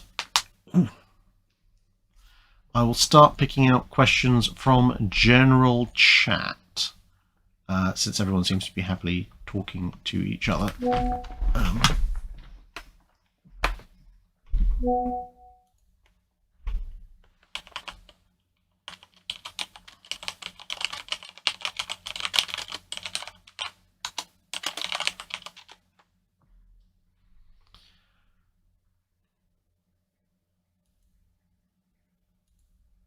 Right. Go away. Stupid thing. Right. There we go. Blockio 1999. Which of the unbuilt World War II capital ship projects would you have most liked to have seen completed?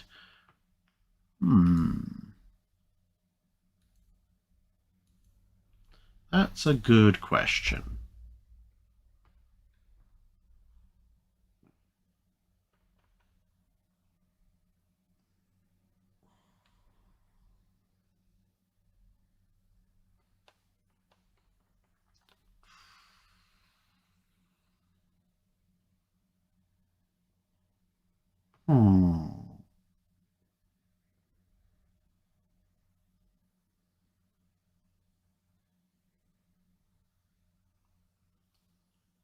Capital ships.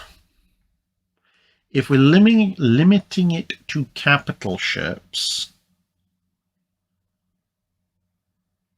I think I would probably go for Lion. HMS Lion, the battleship.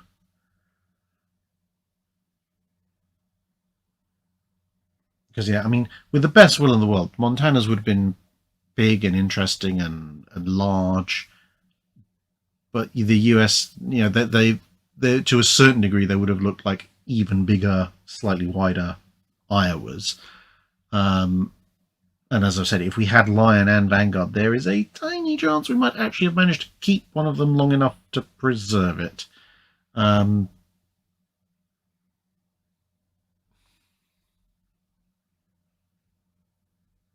mean, the French never got close to finishing Clemenceau and Gascogne.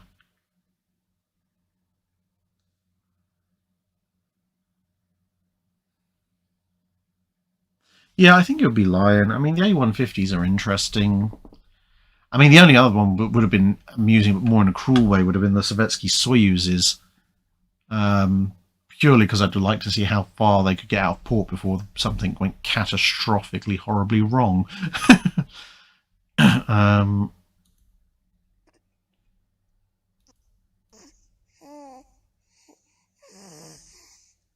I've just been sent a video of the baby.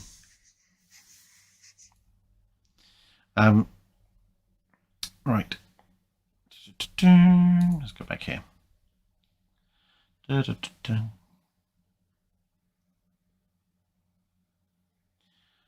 Boomercore asks, why is naval warfare so cruel? Because you're in a very, very cruel environment. And ships are big, which means you can carry extremely devastating weaponry.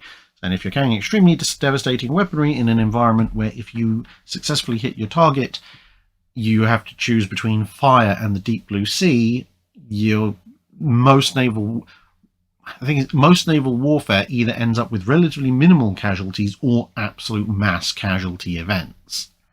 There really isn't much in between. Whereas in land combat, where things are a little bit more spread out, there's a bit more freedom to move, and usually people aren't throwing double-digit inch shells at each other, or in the case of the Age of Sail, several hundred cannon.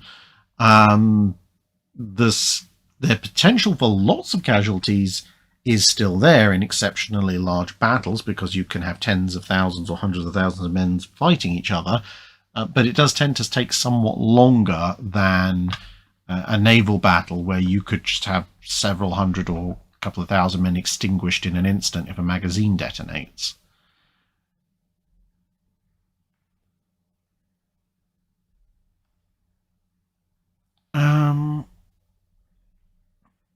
Perrin Sanders asked, the design for the Lexington class was approved in 1916. Why were the ships not begun that year? Well, a design for the Lexington class may have been drawn up in 1916, but the thing you've got to remember is that, one, the US had a whole series of ships on order and limited budgets. So until the budgets really started to expand, the US Navy was prioritizing battleships above all else. They'd had lots of battlecruiser designs even before the Lexingtons. They just hadn't built any of them because with the money they had, the battleships got the priority. And once you've got a design approved, i.e. a general principle design, you then have to actually do the detailed design element, and then you actually have to get it out to shipyards for drawing. So even if you've signed off a design, it's going to take you usually a year to a year and a half to go from, yes, we're going to build a ship with these capabilities, to actual keel laying. Boomercore 84, are all warships made of the same coded steel? No. Different types of steel are suitable for different applications. So obviously armor, face-hardened armor steel, it has very different makeup to homogeneous armor, which is a very different makeup to the kind of steel you'd want to use for hull plating, which is very different to the kind of steel you'd want to use for the keel or for the framing, and so on and so forth. You want different degrees of hardness, different degrees of elasticity, different degrees of tensile strength, and so on and so forth. And every navy has its own ideas and its own manufacturing capability when it comes to making that steel. So even if everybody broadly agrees that you want a really, really nice face-hardened steel for your armor, and perhaps you want something a little bit more ductile for for some structural elements, exactly what specification that steel is going to be made for is going to also vary from various countries. Matt Dill, yes, we are on questions now for as long as I can keep my voice going. Sadly, my wonderful fresh pizza that I exchanged the baby for has gone stone cold.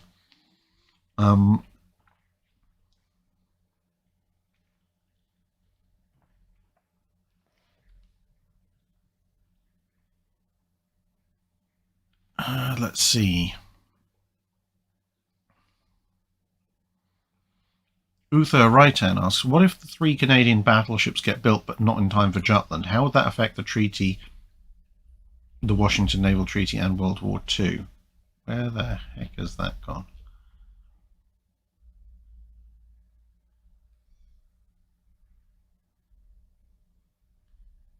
There it is.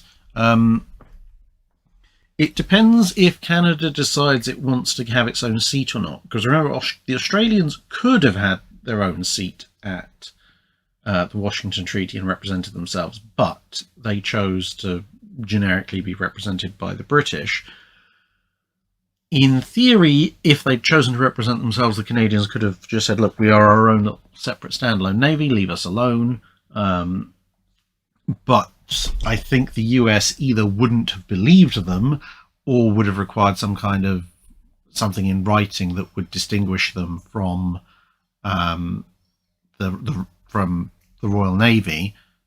How much they would have trusted that is another matter.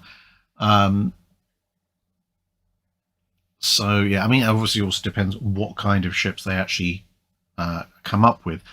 But in the short term, the British kept the Iron Dukes around for the 1920s.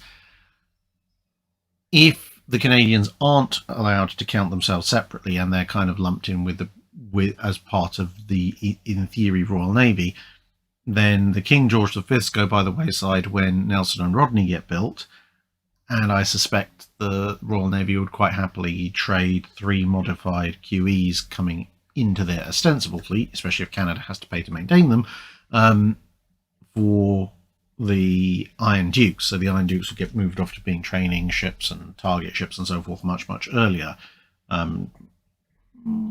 That's probably enough. Tiger would probably still hang around.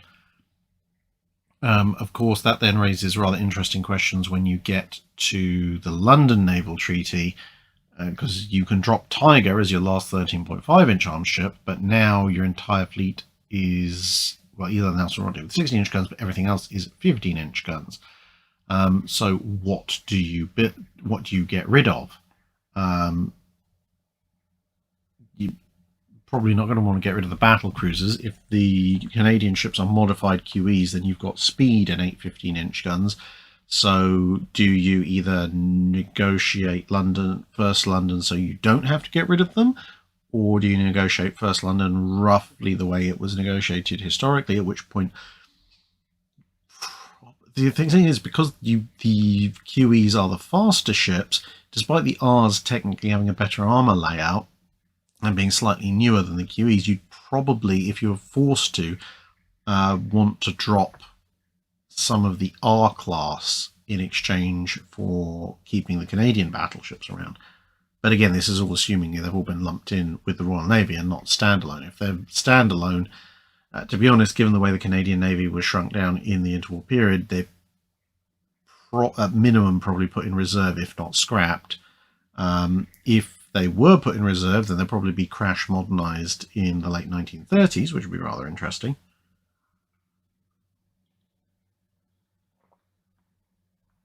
And the degree to which they're modernized is going to affect where they are, because if they're minimally modernized enough to be not completely obsolete, then they're probably going to spend most of the war like Malaya and Barham playing semi-second fiddle roles. Whereas if they are somewhat more extensively modernized, like Warspite or better, then they could be playing very much frontline roles. And in fact, at that point, instead of things like Royal Sovereign and Malaya, you might have them, coasting along with Warspite, and thus able to bring the Italian fleet more to battle in the Mediterranean.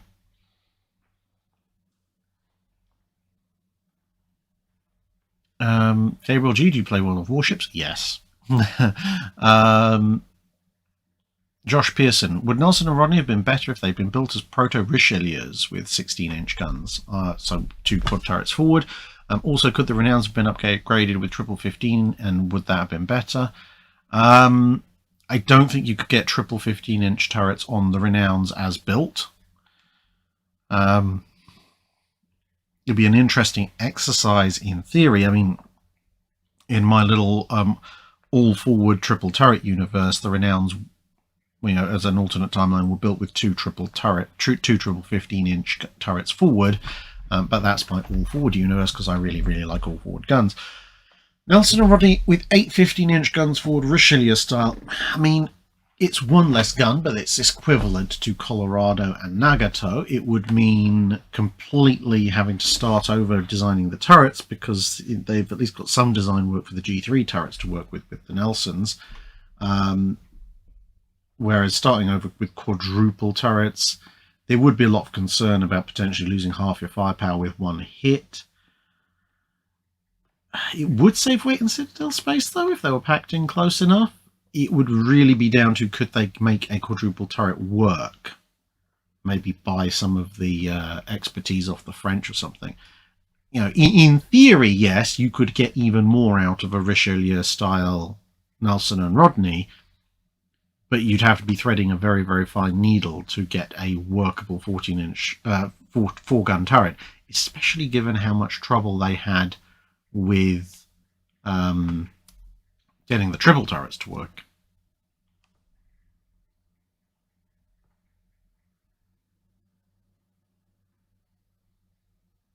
Knight6831 says, why haven't we had a guide for the Hawkins class yet?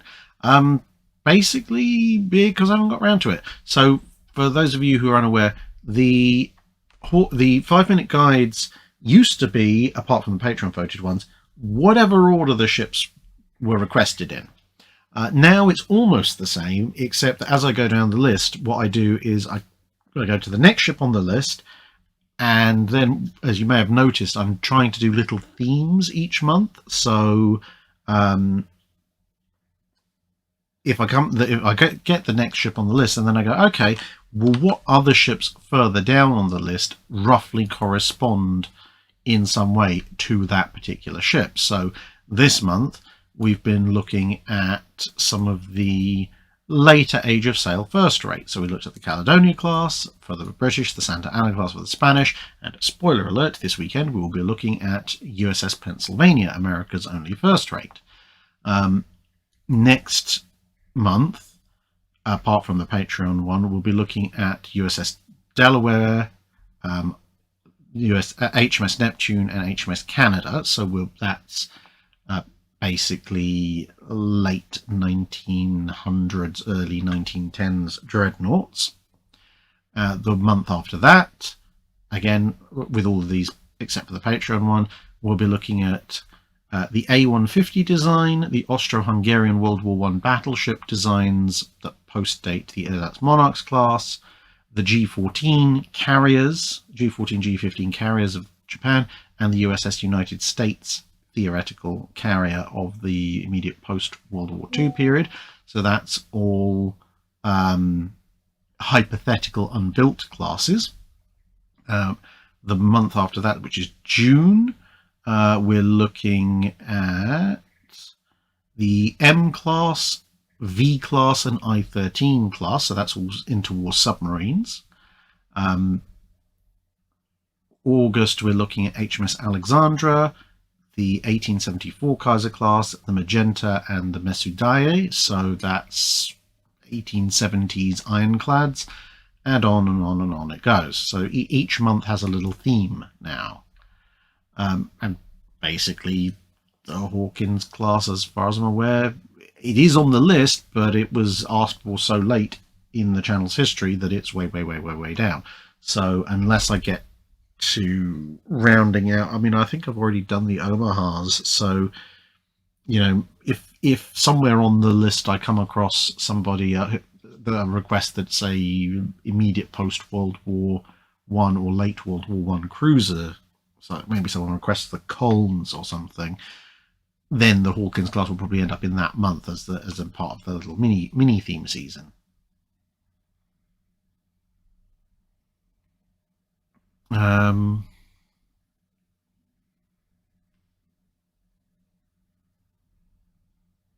Matt Dill says, your opinion, if the US kept 2 of the Lexington class's battle cruisers to escort Lexington class carriers, and the British did the same with the Hoods. Well, that would require the British to build a 5th Hood, because Hood was kind of grandfathered in as a equivalent to a Colorado, and then you have Nelson and Rodney as the equivalent to the other 2. So if the British, well, either Hood and another one of the admirals plus 2 being... No, actually, that wouldn't work.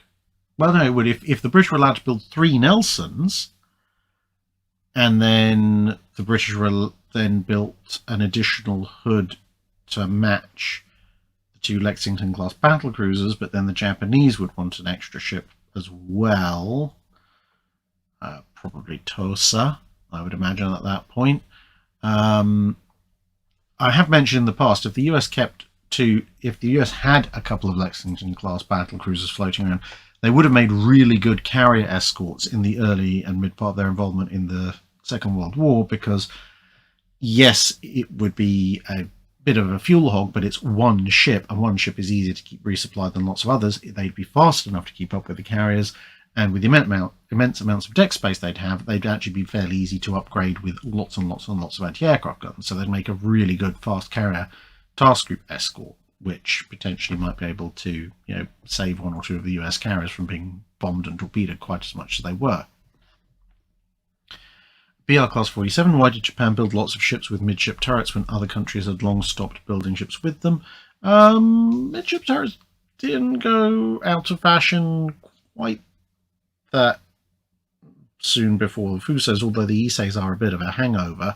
The main reason the Japanese kept up with lots of twin turrets, including midships turrets, was because they were constantly thinking about fighting overwhelmed and outnumbered, at which point they held that having the same number of guns but in more turrets, so like with the Fusos and Iseis, 6 twins instead of 4 triples, meant that you could potentially split your fire against multiple targets, and also meant if you took hits and you started losing turrets, you lost less firepower.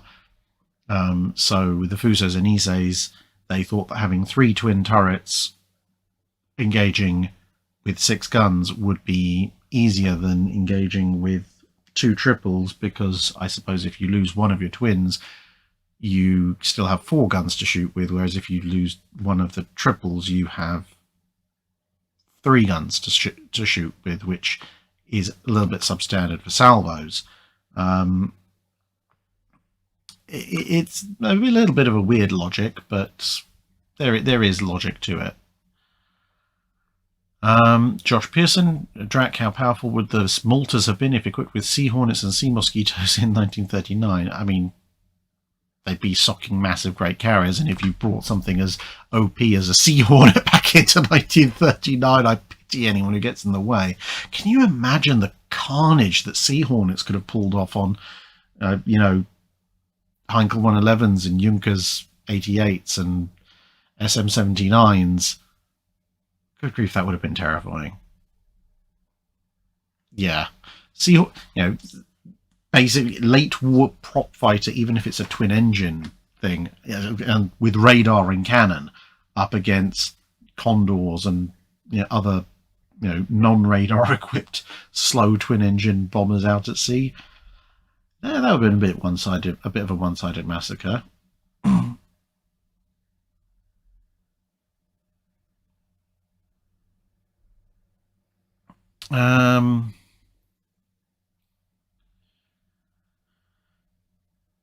Alex Cordonovi asks, is there a chance of a special on the Yangtze Patrol or China Station? At some point. I probably need to cover the Amethyst incident first. EX09X8, why does Drac dislike French ironclads so much? Is it the difficulty of researching them? Not really. There's actually a surprising amount of accessible work in English on French ironclads. And actually, French ironclads, I don't dislike them so much, to be honest. Some of the French ironclads designs are quite interesting. I mean, Gloire is a good first attempt. It's not brilliant, but when you get to the late 1860s French ironclads, I'm really partial to Magenta and Solferino. Some of the French ironclad designs I actually find really interesting.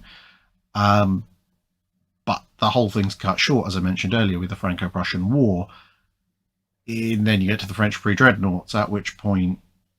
It's not that I dislike them, I just find them...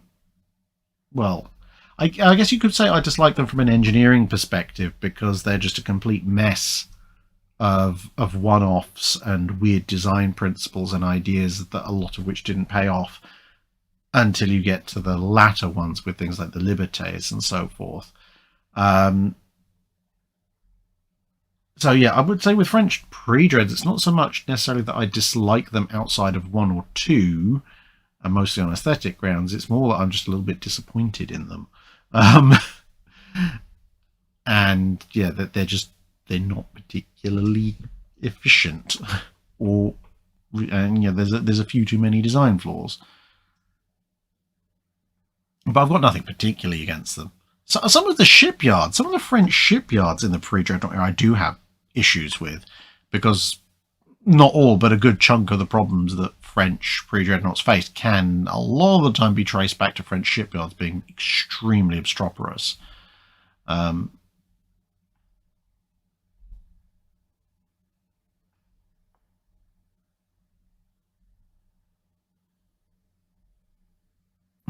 Joris Amalani says, are there congratulations for a baby Drakling in order? Yes, yes. Apparently, well, if you wish to congratulate me, then yes, there are. I'm just trying to see if I've got a decent photo I can put up in lieu of the baby. A relatively recent one, because they grow so quickly.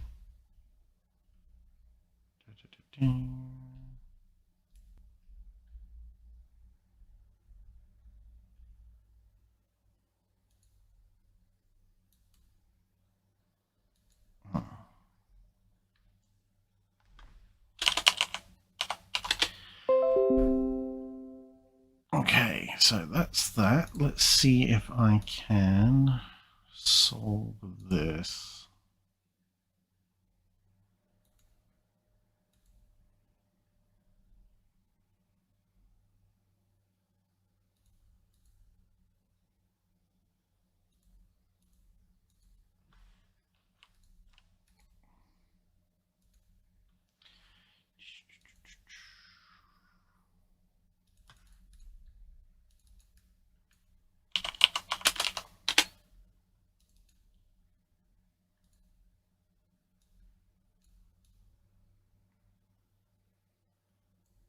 Okay, so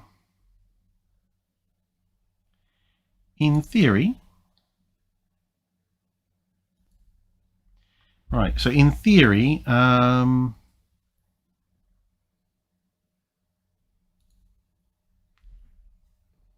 those of you who weren't here at the beginning, you should at this point hopefully be seeing a little mini Drak appearing, baby Drak appearing on your screen. Gaze upon her beauty and despair. So I'll leave that up there for 30 seconds or so while we continue on with questions as fast as possible. Information Mimic asks, do you plan on venturing into sail rigging history at some point? Latines, square rigs, etc. Yeah, at some point, like I did the guide to ship classes and covered at the age of sail, at some point I do want to do a this is what all the sails are Wednesday video, but that's probably going to be a little while. I'll switch back to me.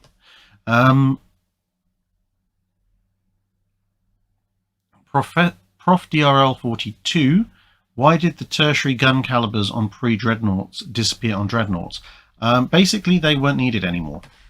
The secondary battery was basically on pre-dreadnoughts. You had the main battery, which was effectively for, at least initially, under the hail of fire doctrine, for delivering the final execution shots to crippled ships.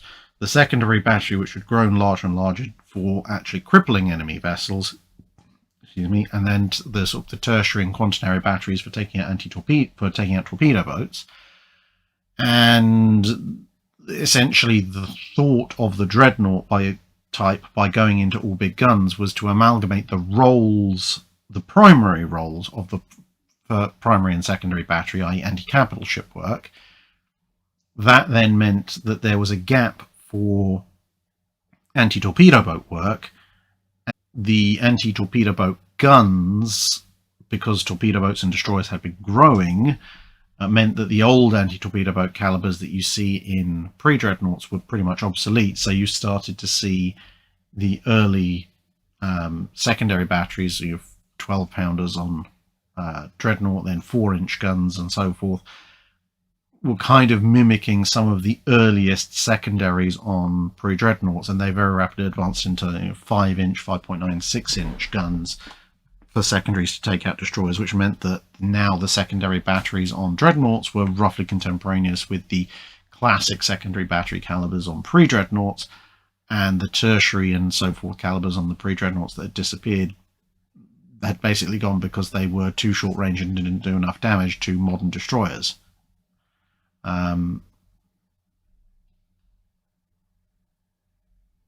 Something in Russian, or at least Cyrillic alphabet, 2382 asks, how long does it take to completely overhaul a capital ship? Depends. If you're overhauling as in refit to refresh it and get it back out to sea, 3 to 6 months. If you're talking about overhaul as in modernizing it to the degree of putting on new radar, anti-aircraft guns and so forth, maybe a year to a year and a half. And if you're talking about taking in an old ship and modernizing it completely, so completely changing the secondary battery, upgrading the main battery, changing out the armor, changing out the machinery, etc., then it's 2.5 to 3 years minimum.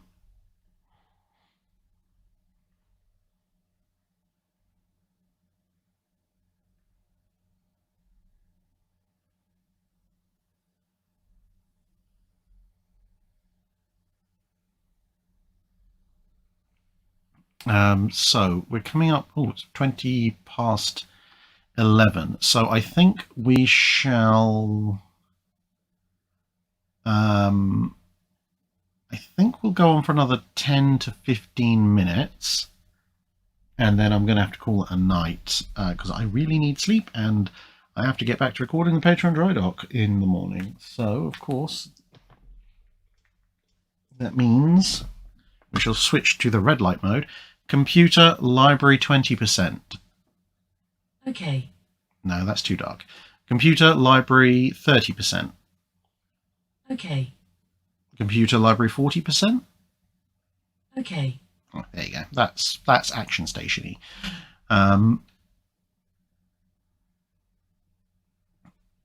Venom Geek Media 98 asks, which era of naval warfare would you least like to find yourself in the middle of? Well, if we restrict it to the time period that the channel covers,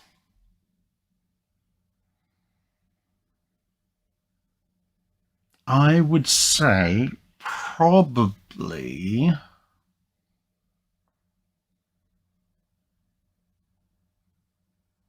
the early 1700s, because at that point ships have gotten big enough and well equipped enough to have major gun battles. First rates, second rates, third rates, that whole rating system's coming in. There are multiple ships with 100 guns. You're getting the classic line of battle. So the vicious cannonade battles are all there, splinters and shot flying all over the place. And the ships have got big enough that people are thinking about regularly going around the world, but nobody's figured out that maybe you would want to not die. Well, people know you don't want to die of scurvy, but they haven't figured out how to stop that from happening, which means that look at Anson's voyage and how many people died horrifically of scurvy and other related illnesses at that point. Yeah, that I think would be one of the worst periods, because if you go a little bit past that, you've got scurvy treatments, so at least that element of not dying horribly is taken care of, and as you get closer and closer to the modern time period, facilities get better and better. And if you go back a little bit further than the late 1600s, early 1700s, ship expeditions, apart from the occasional mad incident like the English Armada, are mostly of a relatively short nature or a kind of almost hopping between islands. and therefore the risks to your health broadly are somewhat less.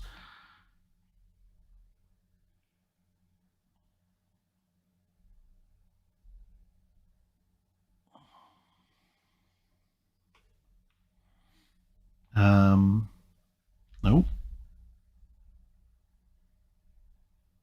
Chat's decided to make a massive jump. Suma de Laser asks, will you do more videos about the Spanish Armada? Possibly. I mean, I've covered the build-up to the Spanish Armada campaign and the actual campaign itself, and the English Armada and what a disaster that was. I want to do the Battle of Lepanto at some point. See, the problem is for the channel, there's not really a huge amount I think I can cover on a broad strategic scale about the Spanish Armada that's left. Looking at Palmer's forces is much more of a land-based thing. 5-minute guides to some of the more famous Armada ships, and for that matter English ships, yes, those will probably come at some point. Like there's the various Spanish flagships, they're quite interesting. And perhaps some Friday videos on stories of individual ships within the Armada or individual people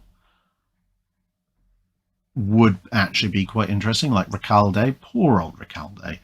You've really got a feel for the guy. He basically, almost everything that went wrong with the Armada, Recalde saw coming. He was a very, very experienced officer, and he couldn't really do anything about it because he wasn't in charge. If you want plausible alternate Spanish Armada timelines that go much better for the Armada, just basically look at all the things Recalde objected to and imagine someone actually bothered to listen to him. So yeah, eventually we'll probably get round to that.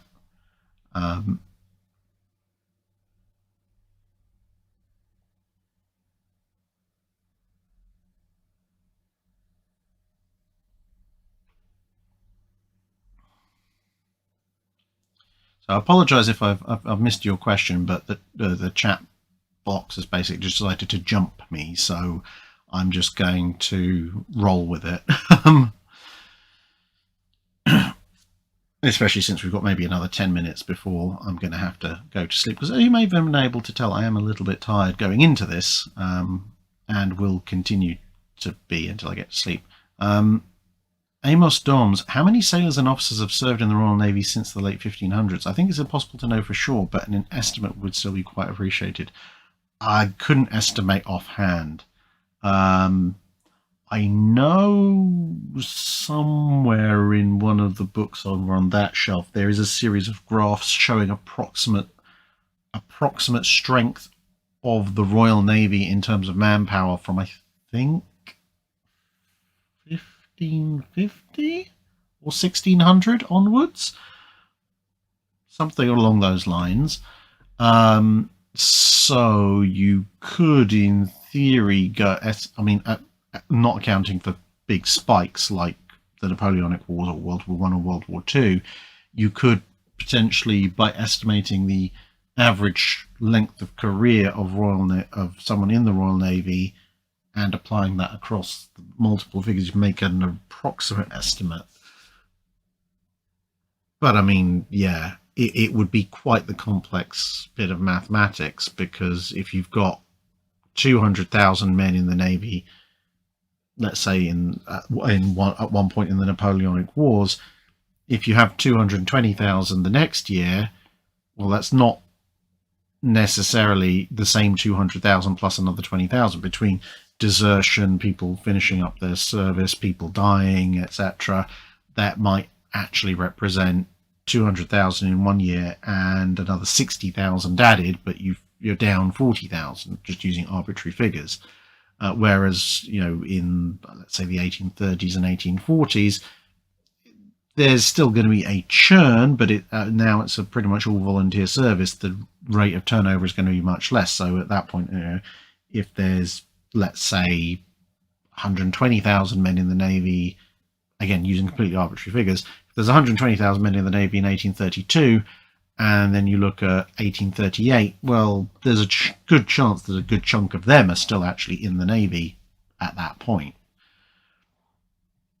That would be a real bit of work to actually get anything close to a reasonable estimate without, going over every single pay list, etc., etc.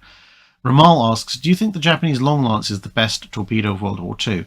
It's certainly one of the more powerful and the longest ranged. For the complexity, size, and weight of it, I mean, on an objective level, in terms of torpedo you least want to have fired at you, the long lance is probably right up there as one of the worst things to see coming, or not see coming, because it doesn't have a bubble trail.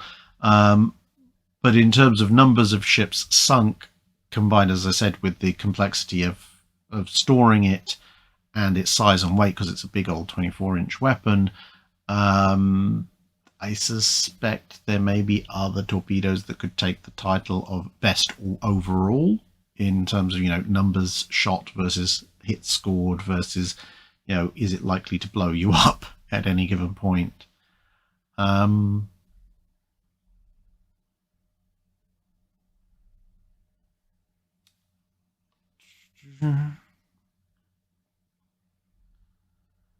Joel Montgomery, do you know of any good sources for the camouflage HMS Hermes had in 1942? Yes, there is a book called The Hermes Adventure by Rex Morgan, which is right there. So I'm going to put my keyboard down. If there's any decent photos of Hermes in 1942 reasonably available, it will probably be in this book.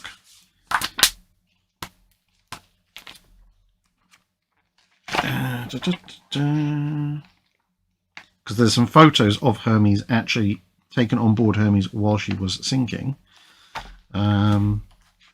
Otherwise, where's my camouflage book? Hilariously enough, I cannot see my camouflage. Oh, there it is.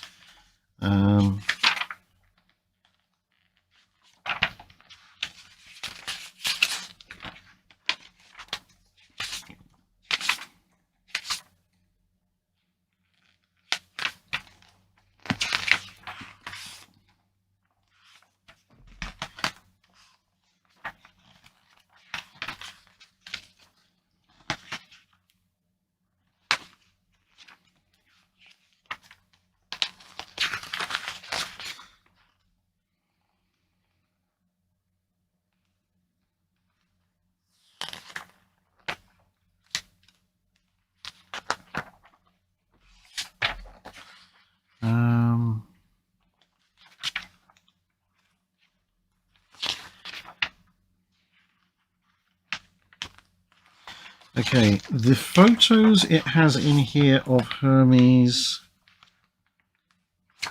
immediately prior to her sinking look pretty much like she is using essentially for the sort of tropical quote unquote camo, i.e. quite plain.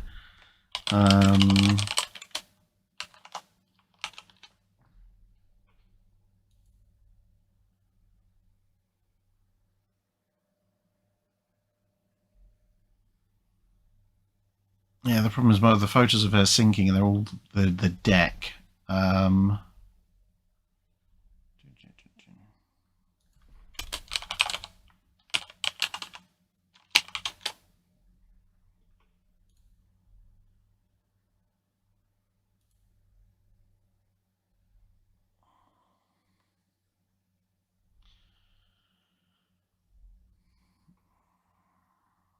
Yeah, my gut instinct is probably that she's in relatively plain colours. I mean, it's possible she's in striped camo, but if so, it hasn't shown up very well in pictures. Let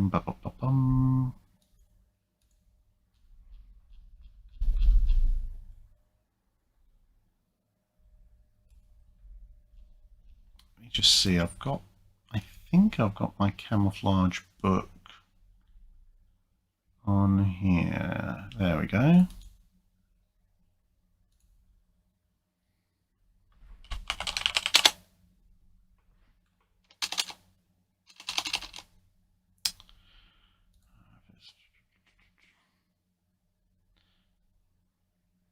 That's the destroyers one, so forget that one.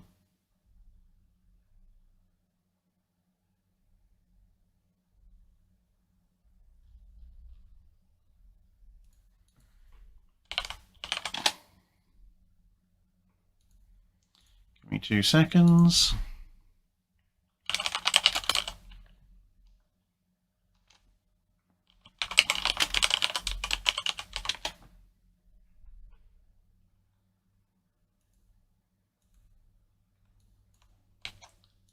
Fortunately, I have my British Warship camouflage books in ebook format, which is very useful for pictures. At least in this particular one. Some ebooks are awful for that kind of thing. Let's have a look.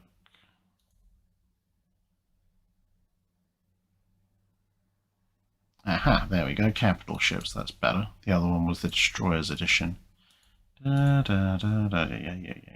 Aircraft carriers. Argus. Furious. Hermes. Okay.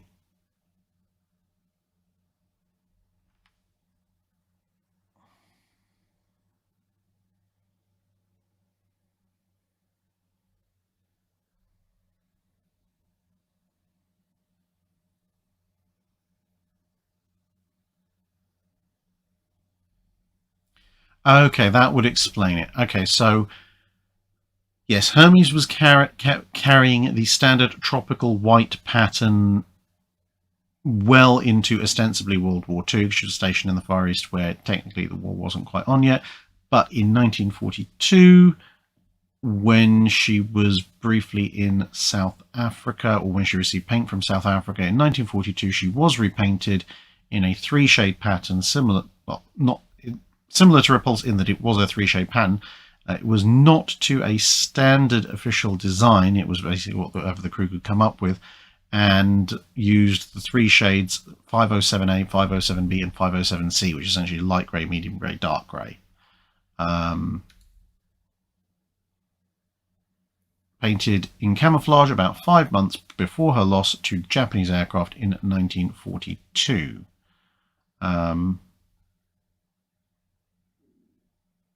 Yeah, there you go. So that's roughly, so essentially it seems that it was, roughly speaking, a dark grey at the bow, then a light grey sweep around about the level of the superstructure, then a dark grey for most of the aft, and then another light grey sweep right at the end. So hopefully that's helpful.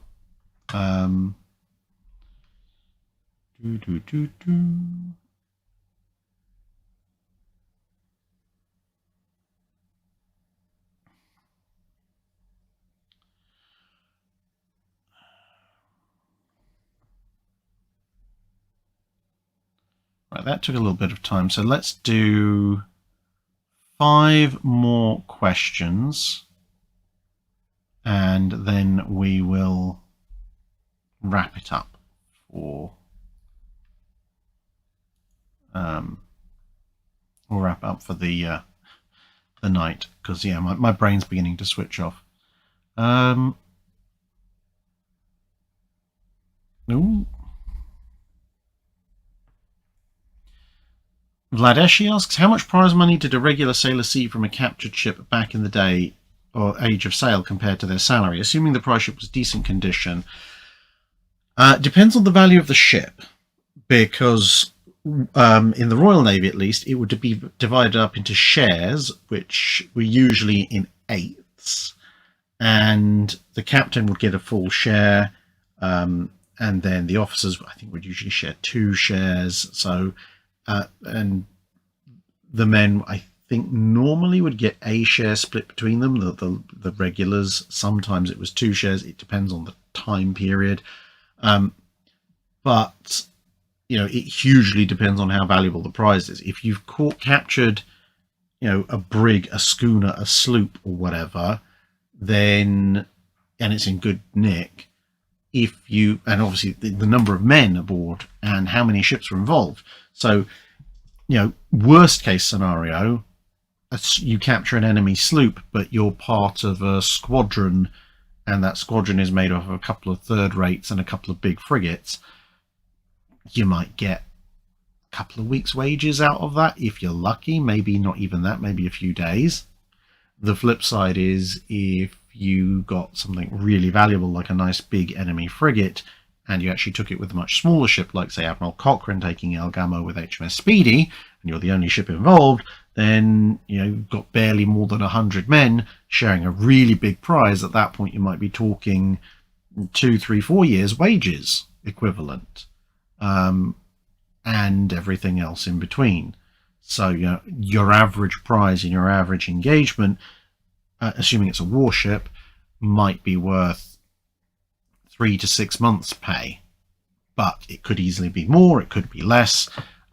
Where you really start throwing the dice is merchant ships and the value of their cargo, because a merchant ship is worth less than a warship for obvious reasons, but if it's carrying a really, really valuable cargo, it might be worth an awful lot more.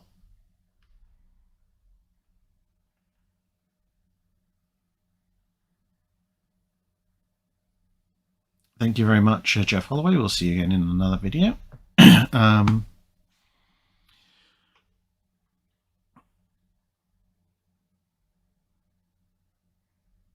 BR Class 47 asks, how much of a debate is there on the classification of the Capitani Romanis and the Le Fantascas?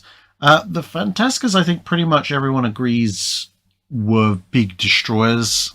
Some of the French big destroyers did get reclassified as light cruisers during World War II. I'm always a little bit leery about that, but I think broadly speaking, most people would consider the Le Fantascas to be big destroyers. Capitani Romanis are a bit more interesting because they really straddle the line. They're really a little bit too small and a little bit too flimsy to be proper light cruisers, but they are definitely too big to be big destroyers for that time period. They actually do fit quite nicely into the scout cruiser category, which is where you'd see perhaps the World War I Arethusa class sitting in World War I, but that's not an officially recognized category by the Second World War, but that is kind of where they fit. So yeah, with the Capitani Romanis, there is a little bit of spirited debate as to whether they're really, really small cruisers or really big destroyers.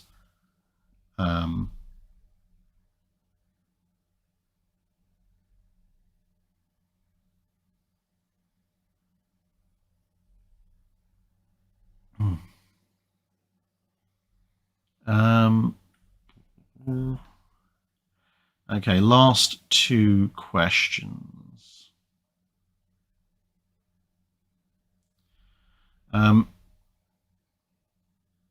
Information Mimic asks, if scrapping a historically important dreadnought was inevitable and a preservation fund was able to preserve only part, let's say 1/4 of that ship on the ground, for example, which would you pick? Which part or which ship? Because my default for preserving a ship, if you can't, that wasn't historically preserved, is always going to be Enterprise or Warspite. Flip a coin and choose. But if you're only able to preserve part of that ship, so a quarter, I would honestly probably go for main deck level up. While it would be a crying shame to lose the engine rooms, the magazines, etc., etc., if you could save 1/4 of the mass of Warspite, you would at least get, at least the casement deck level upwards. So you'd get the turrets, you'd get all the guns, you'd get the superstructure, the funnels. It would just look like a slightly more submerged ship. And the same thing with Enterprise. Whilst losing all the crew quarters and the magazines and the engine room would suck, you could still get on the base of mass at least, you could get the hangar deck, all the rooms, the compartments associated with the hangar deck, the flight deck, and the superstructure. So something that looks meaningfully like a ship.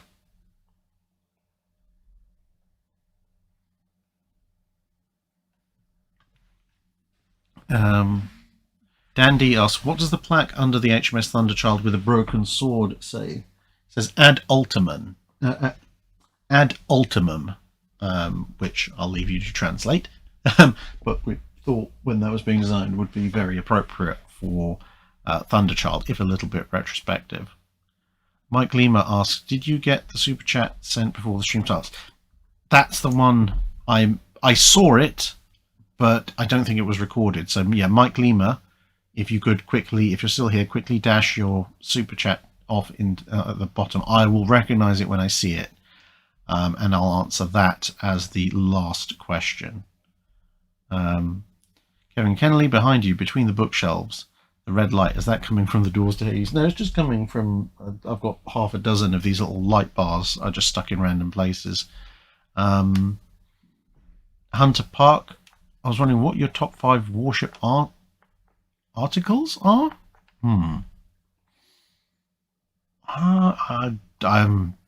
I pass. I don't know. If you mean articles online, yeah, that would be a difficult one for me. Would you know of any sources on Fisher and/or Incomparable? It was great meeting you and seeing you on Alabama in 2022. Well, someone remembers me from Alabama in a few years ago. Excellent. Sources on Fisher and Incomparable. Well, there's Fisher's own memoirs. I'm trying to remember what he called them. Yeah, so there's oh, that's, I'm not going to be able to get that book out from over there.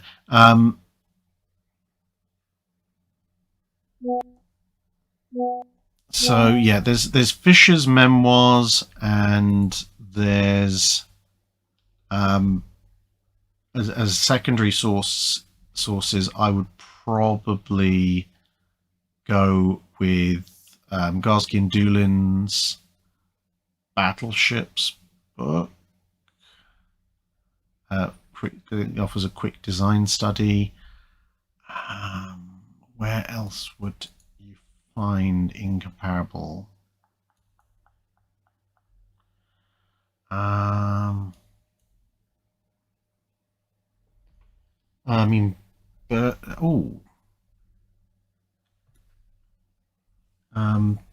that's it. Memories. Memories is the title of Admiral Fisher's autobiography. About the only problem with that is that he actually names several different ship designs he comes up with at various points Incomparable, which doesn't help much.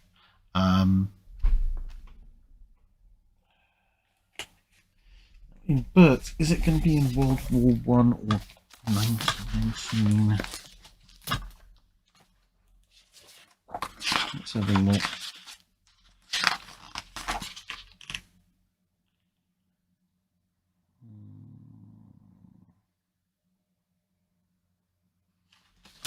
Okay, it's not in World War One.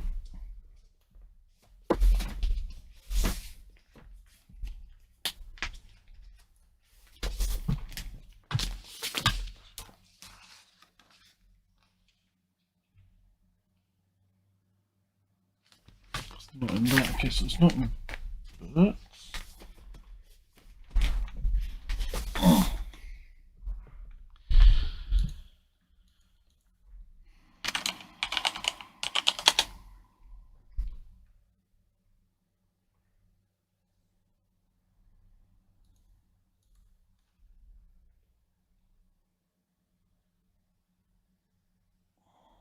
Might be in Friedman's.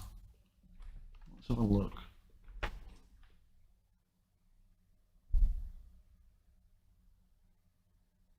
Where did you go?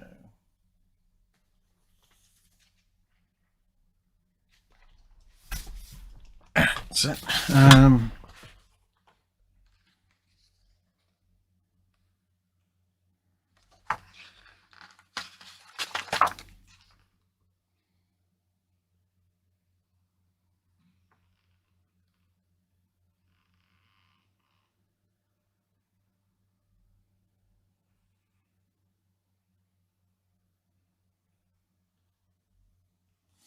Okay, so it's not in there either.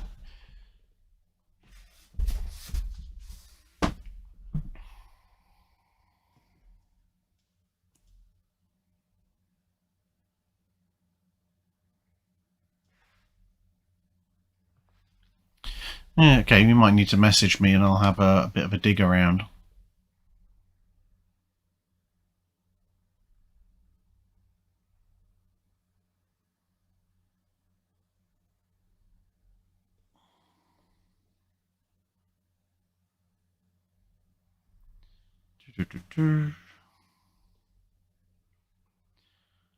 Baron Sanders, are there any photos of IJN Yamato sinking?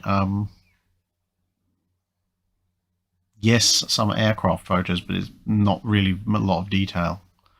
Martin Horowitz says there's a plush USS Alabama on eBay. I'll have to have a look.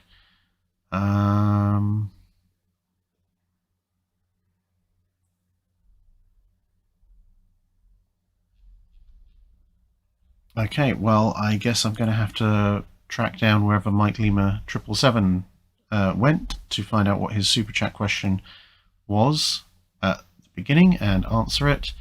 But other than that, since it is now 10 to midnight, I am being summoned, so I shall bid you all adieu. Thank you very much for coming on the stream and listening to me go on. And we're now 2 more dry docks closer to catching up. So, yeah, I guess we shall see everybody in another video. And tomorrow morning I get to finish off, hopefully, the Patreon dry dock for this weekend. See you then.